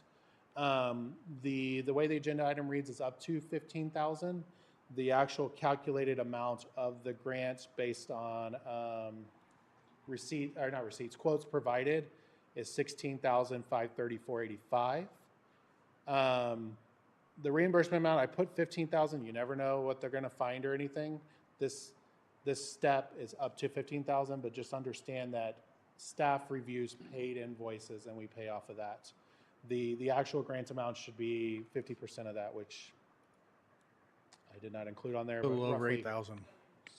7,500 give or take, or 8,000 give or take. It's been a long day, and I apologize for that. I will invite Maria up to speak on why she wanted to annex and what's going on there, future plans, and the sort. You're welcome to come up and speak on it.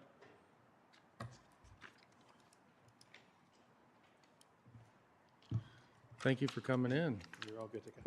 You're welcome, yeah. So hello again. So even though we've recently been annexed into the city of Cibolo, we have been part of the growth for the last 12 years. So everything around us has grown, and that has been a big reason why our facility has grown as well. We went from 81 families to now servicing up to 175 kiddos.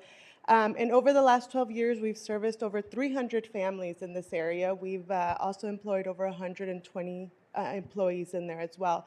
So right now, our goal is to connect to the city sewer, and that would also just kind of solidify what we have going on at the daycare. Obviously, there is a lot of sewer waste. We're potty training a lot of kiddos all the time, so this is more reliable sewer service as well. So this is why we are coming to you with asking for the grant, is just to improve the quality of care that we're providing the families, and also the substantial growth that we might have in the next few years. Knowing Cibolo and all the great businesses that are coming into town, we know it's going to attract a lot more families in this area. So that's kind of where we're headed in that direction. So that's kind of where we also eliminate the maintenance costs every year. We're because of our business and all those kids, we are wasting about $4,500 every year to service our septics, and you know, it's not like a home. We have to really service these very often because of all the kids and you know, families that we serve. So that's going to eliminate that cost as well. And we're just excited to be part of the city. And My daughter went there the first year y'all were open, really, okay. my youngest. Oh my goodness. Well, see, yeah, we opened in 2014, and so yeah, we've served a lot of families here, a lot of teachers, a lot of military families, and we're a family-run daycare, so we're there every day of the week. You were there the first year. We're still there. We're bus drivers. We're I was teachers. cooks. We were cooks. We've had every I've kind seen of the that expansion, yeah. Yeah, we've had a lot of growth there.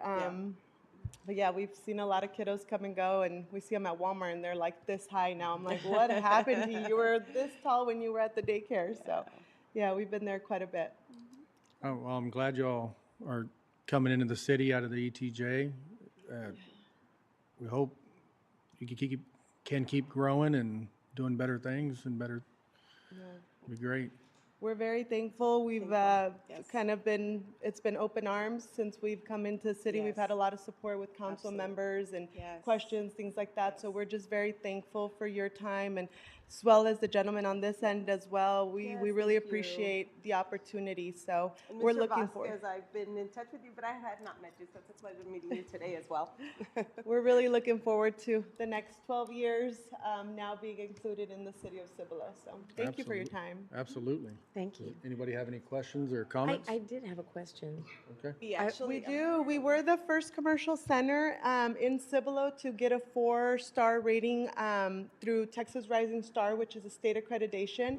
So when we actually started that accreditation program, it was volunteer. So you had to volunteer.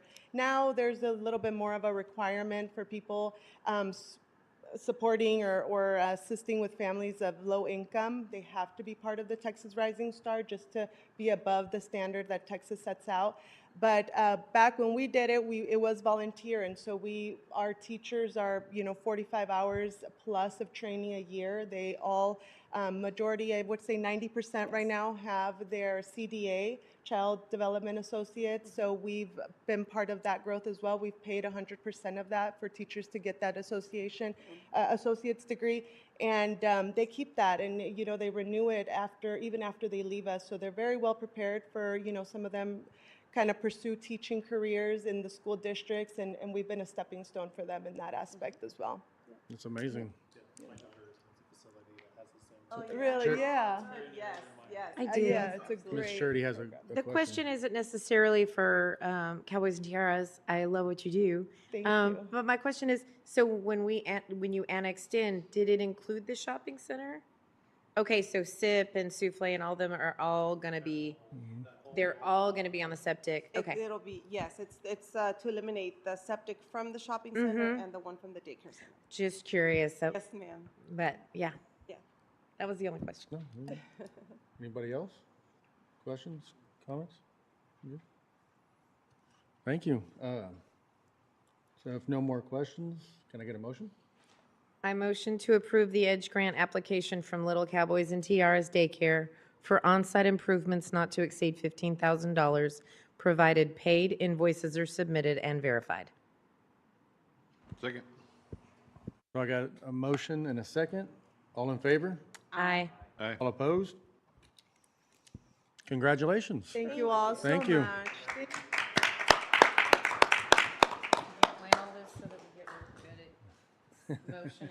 This is all Clancy. I appreciate y'all coming out, especially everybody that's Absolutely. coming in and using the grants to help and grow the city and making things better. It's awesome. Really do appreciate it. 6 for 6, I think it's 6 for 6. So we appreciate your service and viewing these, and let me find my spot No, here real quick. Not even close. Okay, can I go to the restroom? Yeah, go ahead. Do I have to ask permission? No, well, yeah. Yes, you may go. Next time. Only 7. So we'll move on.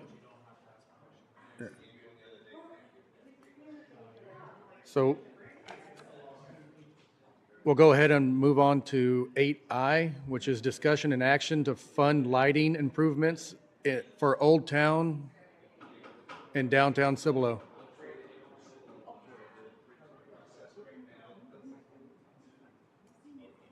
You want me to read that again? Absolutely. So 8I, we're discussion and action to fund lighting. Hello?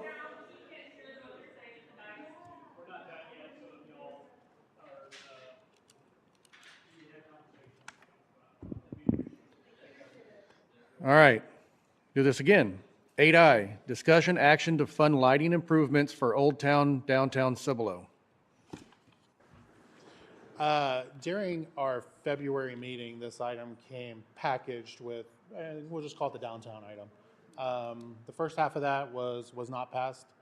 The second half, it was requested for this specific project because of the timeline, we didn't receive the quote in time for the lighting fixtures.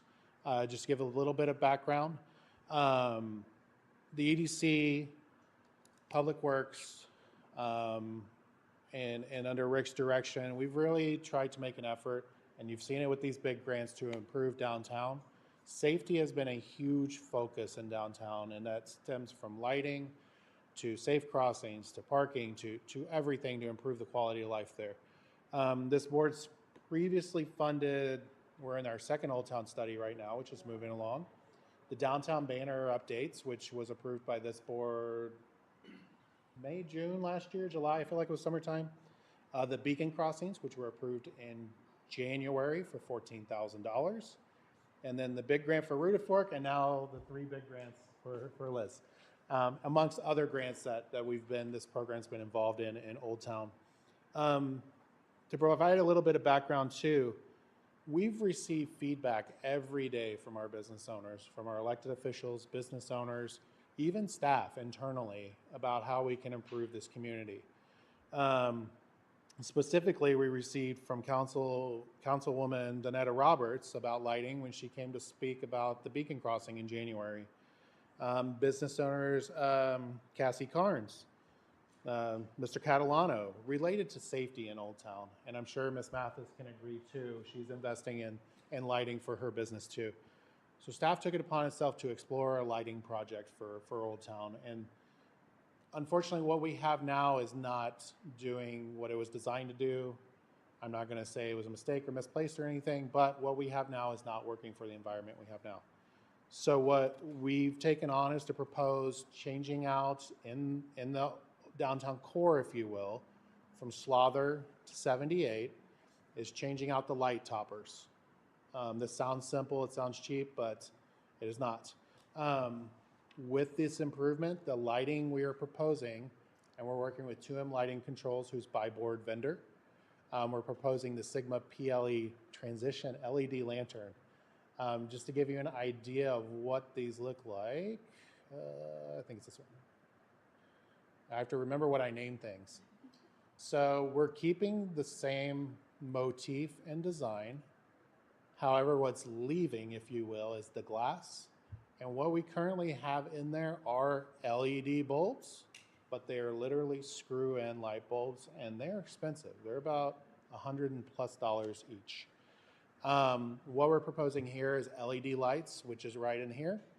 And the beauty of LED lights is your energy saving, but also this technology now, and I've learned a lot about lights in this process. This technology now allows you to control your lighting where it goes. So in this core, we have residential buffing up against commercial, or however you want to look at it. We have, it's an old town district. Community grew around it. So this proposal is just our core for proof of concept to put in this lighting where it's needed the most. And that's from Slaughter to 78. It's really dark there. We're working with that vendor, and basically the cost comes down to the topper. Now, when I had met with President Trish, we had discussed who would install it and how much it would cost, which, I was just trying to get this before you with the quote to test the appetite. Since our discussion, I got a quote and it was $7,000, but talking to our Public Works Department, they have the staff and the expertise, and they can install this for the cost of a bucket truck rental, which is roughly, it's under $1,000 for the day. And that's something we're already renting and paying for with them with the banner project. How much a day? Or not $1,000 a day. They rent it for 3 days or 4 days for $1,000. Oh, mercy. So that being said, those toppers, directing the light, it will be a brighter light, but a cleaner light, if you will, to shine directly where it's needed, sidewalks and the street. We're looking at a cost of $37,327 for 21 toppers, which equates to about $17,777.50 each. That's strictly materials, doesn't include an installation. And the premise of this, when working with our counterparts in Public Works, is that, okay, we'll bring this to the board for this upgrade that's needed because Public Works does not have the funds to improve lighting. I believe if they did, they would have by now. But this investment by this board will lessen the maintenance cost in Old Town. These lights generally last 5 to 10 years. If something goes wrong, it's 2 parts. It's a board and LED. Most of that will be covered under warranty, I believe, up until the 5-year mark. So if it fries or goes bad, we contact our vendor, or not EDC. Public Works contacts the vendor and says, hey, I need a new board, I need a new LED, I need to do a warranty. So with that, this was brought back from that tabled item with the actual quote and the price. And they did this, I hadn't seen this before, but this is a little light study. So they figured out, I just looked at it as little circles, but they figured out light coverage and everything that would maximize without doing no harm, if you will. So I will leave it with you all to discuss. I understand it is a big investment. This is kind of a trial to see if we would expand it, expand it to the district, the rest of the district, which the bulk of the district's being covered in this, but we're talking towards HEB. Those poles that are owned by the city, not the brand new poles that HEB put in. Those are operating fine. The road widens there. It's a little bit visually, you can see better at night. So with that, I will leave it to the board to discuss. Absolutely. Thank you. Yeah, the light screen. So I can And see I that will again. say we went through 2 or 3 lights and we were trying to match the style. So what we're proposing is that topper. No, I meant the one where it shows the light. Oh, the lighting study? The light Lighting study. study, yes, thank you. If you need me to zoom in on any part, please let me know. So is this able to be covered through 4B dollars? Yes, Safety? my understanding, and if Mr. Garza can make an opinion on it, is this is safety infrastructure. It's lighting in the Old Town District where retail occurs, where bills are going into tills, so to speak. So yeah, this will help make it a little more publicly safe. I will say too, as well, since I've been out there BRE visiting all these local downtown businesses, it is a big concern. So all the owners that I've talked to so far, there's not enough lighting. They're worried about the safety. They're worried about the kids, the people that go out at night too, as well on the weekends. We all see it. If you live here in Cibolo, like I do, it's an issue. Not just that, just the safety too as well. I hope that beacon gets up pretty soon. But besides that too as well, with the light study, It's been a good process so far, what we've seen. And learning today, too, as well, we talked to GVAC, and we recently found out that this project could have been over $700,000 if we needed the whole fixture, the whole light bulb. So we are very lucky that we have these poles already put in place. I see this as a minor fix that we can do and implement, save money, don't have to spend money on bulbs no more. And this is a way more efficient way that this city can be run. So So you said the light bulbs that we have now are $100 a piece? Just about. And how often they go out? We've paid for, EDC paid for 2 last month as a goodwill gesture to Public Works. And- They requested we pay for them, and it was, about $300 for 2 of them. And then I know people talk about the light pollution, so that one that we have now puts out light 360. 360. This will be just down where it doesn't go out to the houses and It will, for lack of a better term, block light from going backwards to the residential. It will only be focused on the areas of concern, which would be sidewalks and the street. fantastic. Question? This is a good investment. So, yeah, that was my concern, because we do have the light standards that everybody has to abide by. So as a city, looking for assurances that we're abiding by that as well. Able to Yes. redirect that. We don't see that, the light shield on this diagram, but there is a light shield that comes with it. It's not necessarily light shield. It's just basically they program those LEDs to only activate the front 3/4, or they dim the back half. I don't know exactly the technology. In the quote, So we saw that last meeting, but they weren't here. right? so- Yeah. Let me see Yeah. if I have.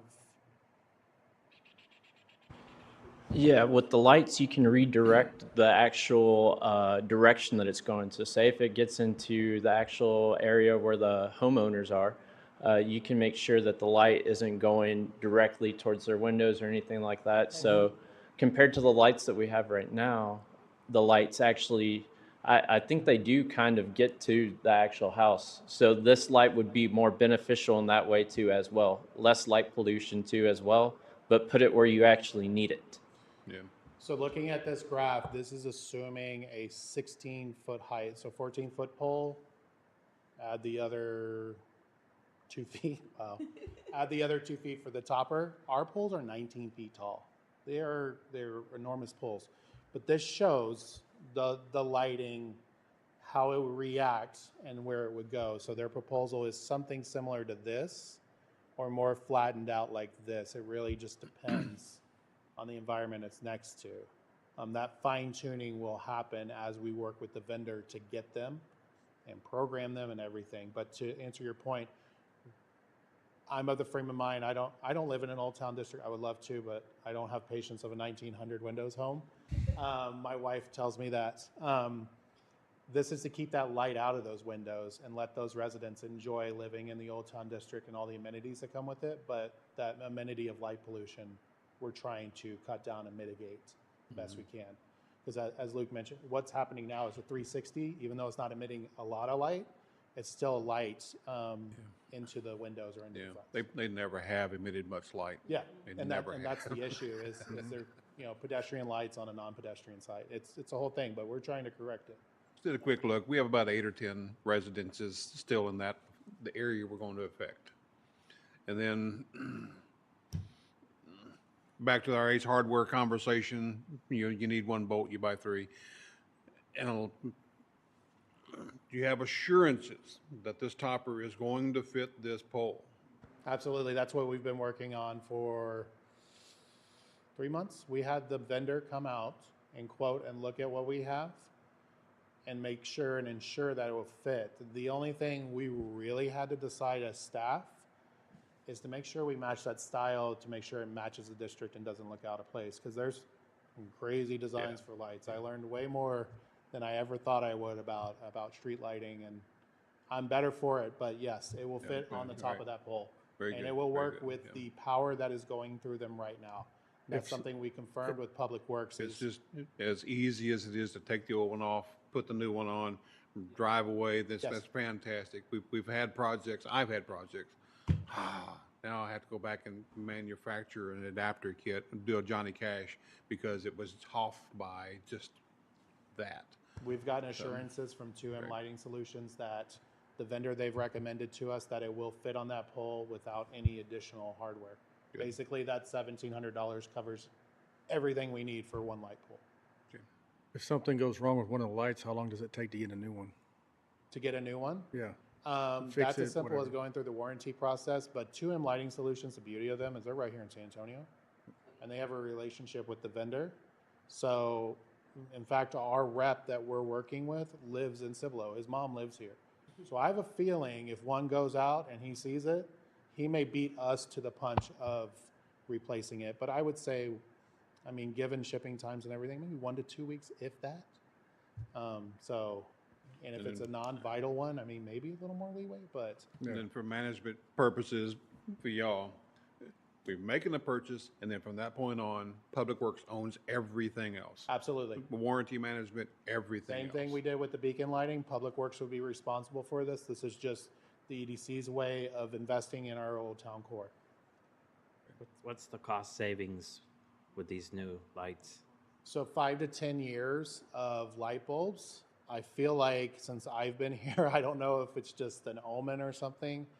The EDC budget has paid for 2 for Goodwill Jester because the bucket truck's been out there. They were putting up our banners, you know.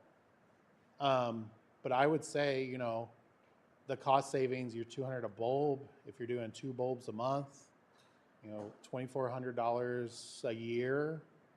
That's money in the Public Works budget that can be spent elsewhere. And not to mention the bucket rental and everything they have to do to change these lights right now. We're trying to help them the best we can and we're trying to help be fiduciary responsible with tax dollars. And we're blessed because we're tied to a different revenue stream, but general fund is not. So that's kind of the idea, is to improve the district, give Public Works or award Public Works a new toy, just like we did with the Beacon Crossing. Hey, you need this improvement, let us help you to improve for our local businesses down there, and the patrons that go there. I mean, as Luke spoke, he goes down there. I don't want to speak to what he does after hours, but he's been down there after dark, and when you leave here tonight, you'll look at it, lack of a pun, in a different light when you leave here this evening. So I'll leave it to you all. Hopefully I've answered everything. This has been a really Let me ask another exciting one. project. Yes, sir. If businesses want it to go further back towards their business, is that able to, you can make it where it encompasses more area or less, or if they don't want it in there? I don't want to speak out of term, but I believe that might be something we can talk to the vendor about, because this is an adjustable programmatic light.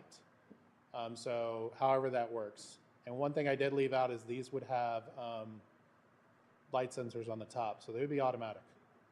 Turn on, turn off, no timers. It'd be a photostatic cell that would turn them on and off. And being that our poles are 19 feet, will it still be bright enough on the ground? Oh, They did the math on that. yeah. Yeah.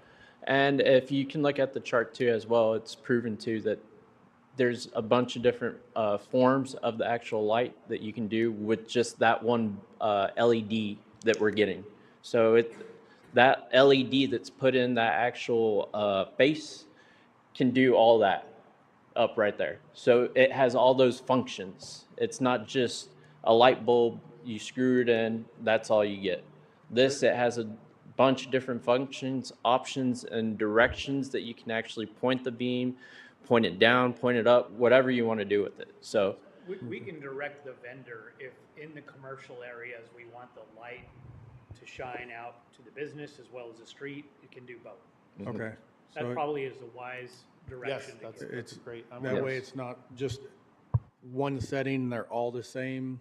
They can, yeah, okay. Fantastic. We got a quote with the color to match but be brighter than what we have now. So it would be, I'm not good at light, but it would be 300 Kelvin color temperature to give it a warm downtown feel, but also be able to project that light. I think the problem is now is we have too warm and it's not getting anywhere. It's doing It's a little engine that could, so. It's out, not down. Yeah. Yeah. Any more questions? Discussion? Anybody? So we'll need a motion. So I'll make my move that we ask staff to move forward with the Old Town lighting project as presented with a total of expenditures not to exceed $40,000. Second. So it's been moved and seconded. All in favor? Aye. Aye. Aye. All opposed? Fantastic. Let's start moving forward and seeing what we can get done with it. And we'll update the board on process, because we have the funds lined up for professional services, that's where we will pull from, so we have funding in place, so it'll be as simple as getting the PO in and doing all the finance funds. I appreciate that, thank you guys. Awesome, thank you. All right, moving on to 8J. Discussion action on scheduling a fiscal year 2027 budget workshop and strategic economic development plan review. Mr. Clancy, hard It's in. me again. And for you new members, generally, we don't have heavy agendas like this. We try not to overload y'all. This is like one of the biggest ones since I've been on the board. I think it's the biggest one I've seen in my career as far as printing. Valerie, council agendas. Literally, it was over, what, 300 pages? Yeah, like 430, I think, was the last count when I. I think we need to make you work harder. We need to have big meetings all the time. Okay, this is a discussion action item related to scheduling a budget workshop and strategic economic development plan review. New members, you received even Justin, Justin, you received a bound book like this. This Yes. is the economic development strategic plan. This guides our work as staff and guides the work of the body. I would love for you to read all of it, but in actuality, the portions in the back that are the matrices for what we need to implement are the most pointed that will give you an idea of the work we have to complete. It occurred in conversations with staff that this body has never done a budget workshop where we talk about our strategic plan from 2024, or we talk about budget priorities. Usually we what happened last year is I brought a budget that was pretty much a base budget, presented it to the board, we took it to council, board approved, council approved.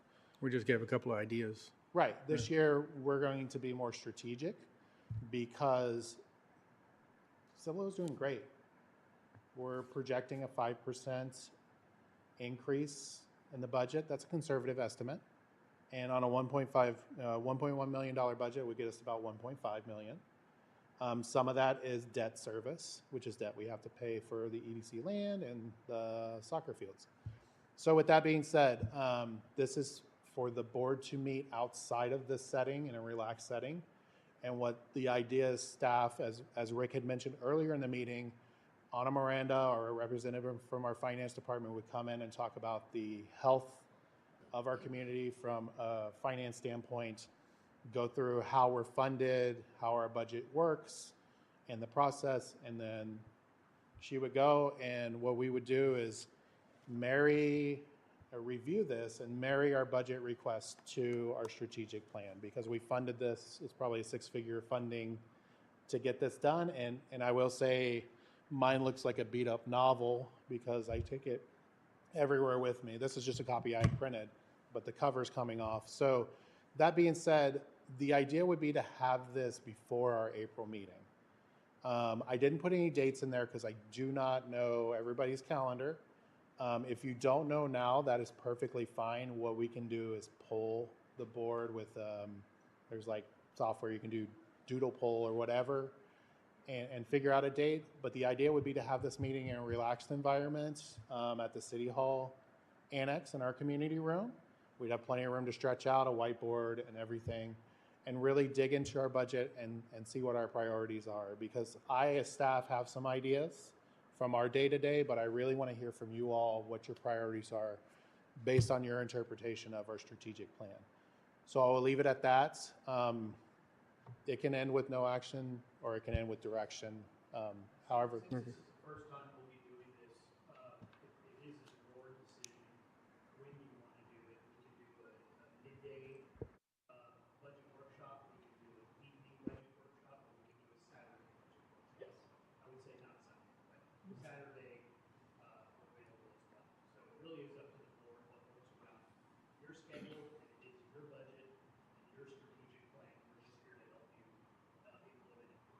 Absolutely. I really think that's a great idea because we kind of just threw stuff together last year and if we can sit down and actually prioritize how we're going to spend money and make sure that we're looking at what we've already put money into, I think it's going to be more directive and better for the growth. But if y'all don't know y'all's calendar, we can, I've got the calendar. I've got a question. uh, Can I ask a yeah, question? oh yeah, absolutely. So what is the calendar, the budget calendar? Do you have to have the budget set by May 1? No, we have to present a budget to council. I believe last year we went in July or August. We were behind the eight ball, so we had to condense the schedule, and which is why we're starting early this year. And this will be a rhythmic thing for this board to really hone in. Okay, so we'll just schedule Technically- July 1. We'll just say July 1 is what we need to be done by. Yeah, I would prefer to be done with it by July 1. That way I can go to city council for a review. They set our budget based on our recommendations, but one caveat is they can add projects to our budget because they are our governing body for our budget. So I would say Do we have to hopefully, approve those? Are we allowed to approve those or is it just whatever they want? yeah. Really, it's important that we'll work with the board to figure out what your priorities are, look at the past, think about what you want to do in the future, look at your strategic plan. And that will reflect the board's work, and we will present that to city council, represent that to the board. You as chair will present Yes. Okay, And- yeah. your budget to the city council and say, here's our board's recommendation. And then if they want to add projects or something, they can send those back to you for consideration, or they can just have them. Okay. Yes, and tying everything to our strategic plan, the way city council budgets, they budget based on their strategic plan and the mission of the city. So, I just don't want us used as a piggy bank. Like, I I want us to totally be understand. Yeah. for the businesses, for economic growth, for what we're here for. Absolutely, I understand that, and much to Rick's point, we will message what this body wants to the city council with factual data backed up for the requests and everything that's included in our budget. So as far as calendars go, when you say midday, that's like a half day, right? Because it's not going to be a short period of time, I would imagine. Yeah. Yes. 4 to 6 hours, okay. You're asking, earlier you were asking a lot of programmatic questions, and we want to answer all those. We want to know what's your structure, but how do we get here? What is the strategic plan? Where do we want to go? Oh, I get it. I just wanted to know what my requirement would be. So with that in mind, Would it be easier to get back to it, everybody look at it, and then they Good put a point. poll out? I'd like to kind of just, we broaden the net to July 1. Let's see if we can bring that circle a little bit closer, work on that, and I'll throw a couple of ideas at you. But wait, things that. I think, I'm sorry, but Yeah. your plan is for us to do this sooner rather than Yeah. later, right? Yes. Yeah, Absolutely. But The let me, sooner the better. let me give you my thought, is that you have new councilmen, new board members, and there's other things we should know before we start creating a budget. So I'm leaning more toward a couple of hours at the very minimum of just what I would call onboarding. That would be part of this process, the I'd rather intent. I'd rather do that separately so that we can know what we're talking about in the budget. This is the way I see it now. I don't know about y'all. I'd like to have an onboarding. I'm kind of I don't know, I'm an all-in-one girl, so that's just my feeling. I feel like in the same meeting, we could probably do the onboarding for the first period and then break it up in sections, like throughout that. It's not your first rodeo to do that, right? Like to do these board. Yeah, we could do that.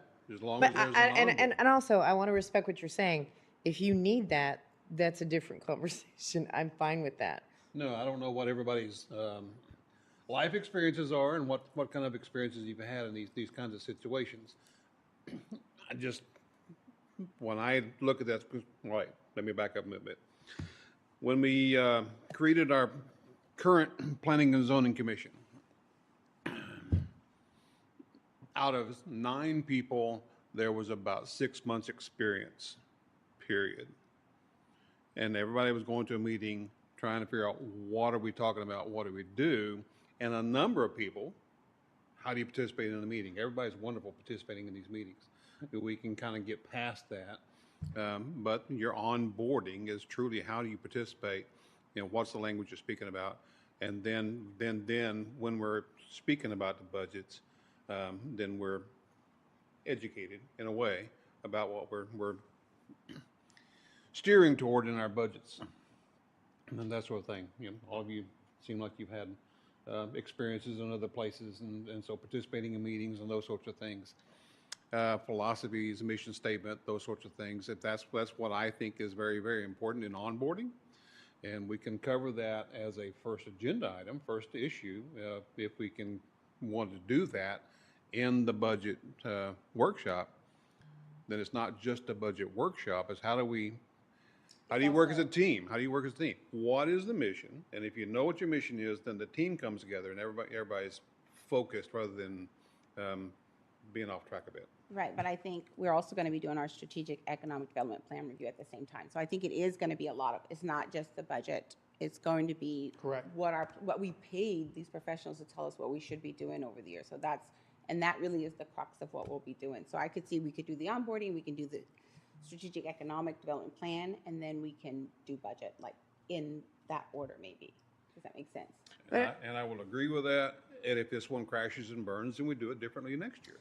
Well, I also think that if we get to a place where it's taking too long, like we set a time limit, if we get to that place and we're still going through some, then we make a next meeting. That's why, me personally, I'm feeling like, let's get it done.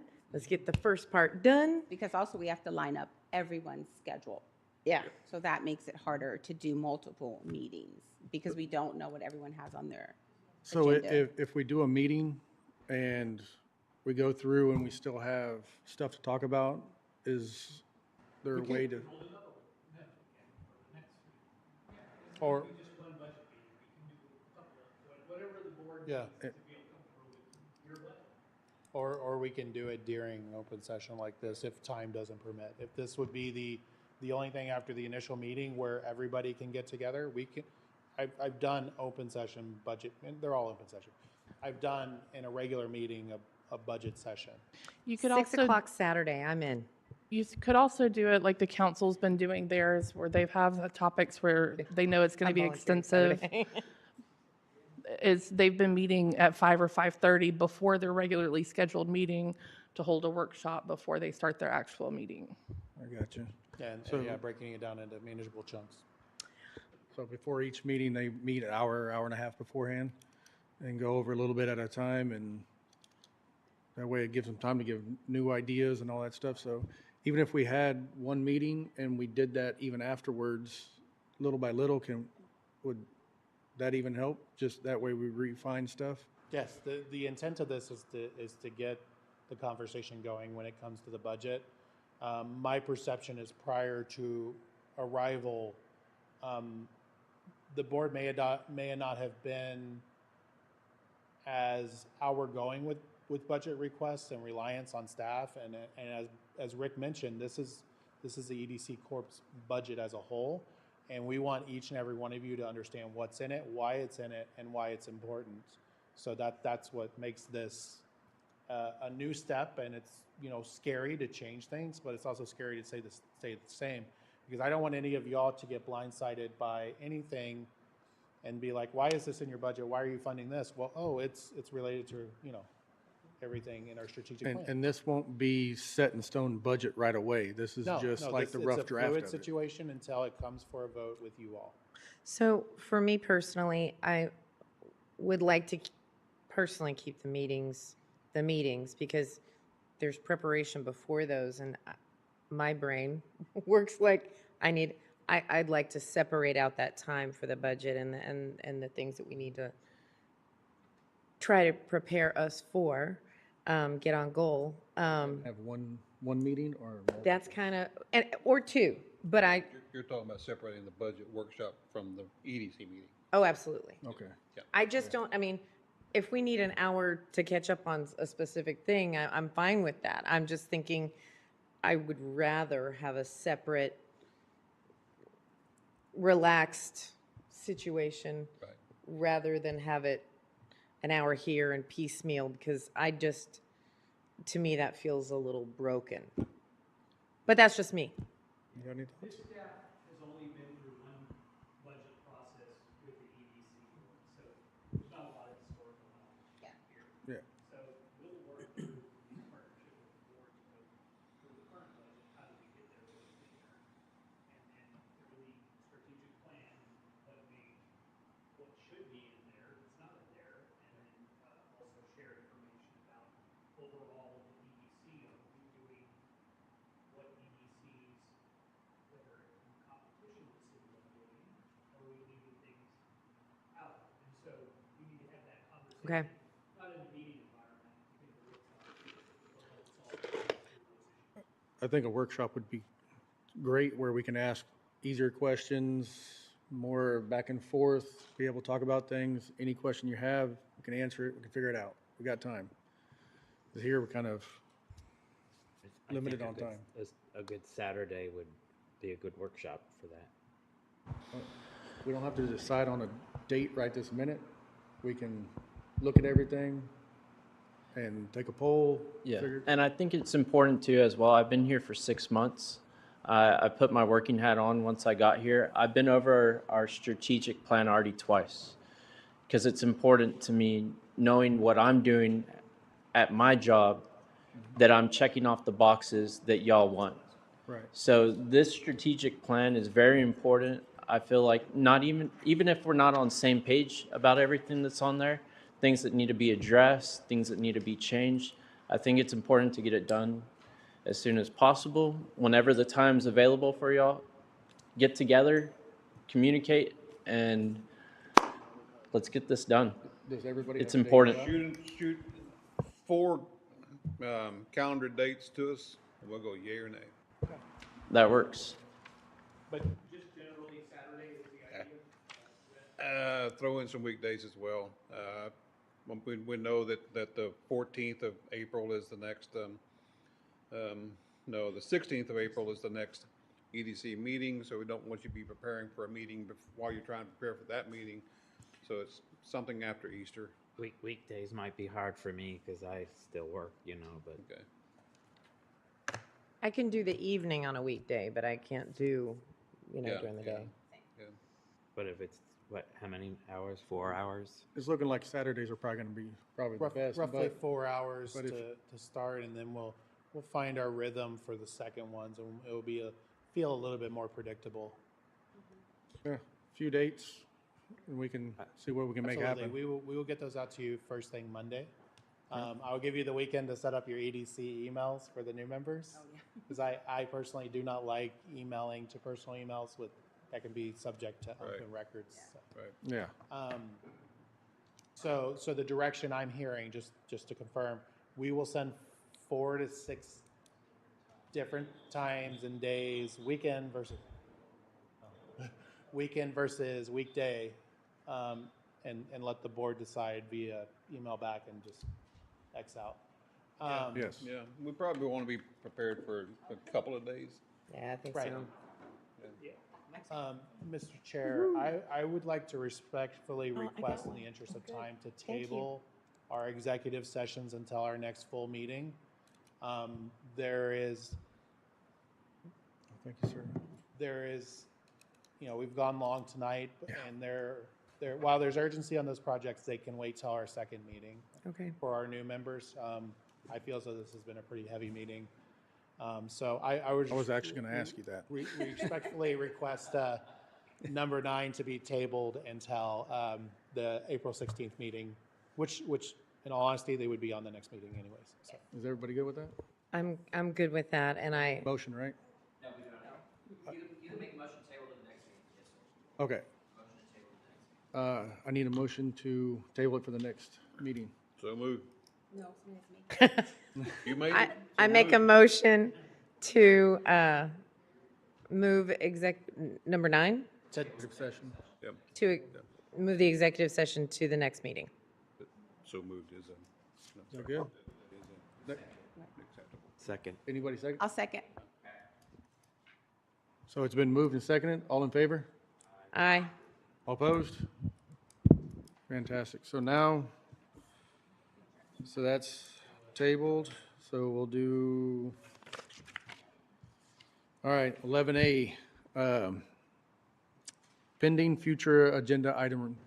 So I've started something new that I've done in my previous life for the agenda items that you all, is your monitor working? Okay, okay, I saw you look over, I just want to make sure.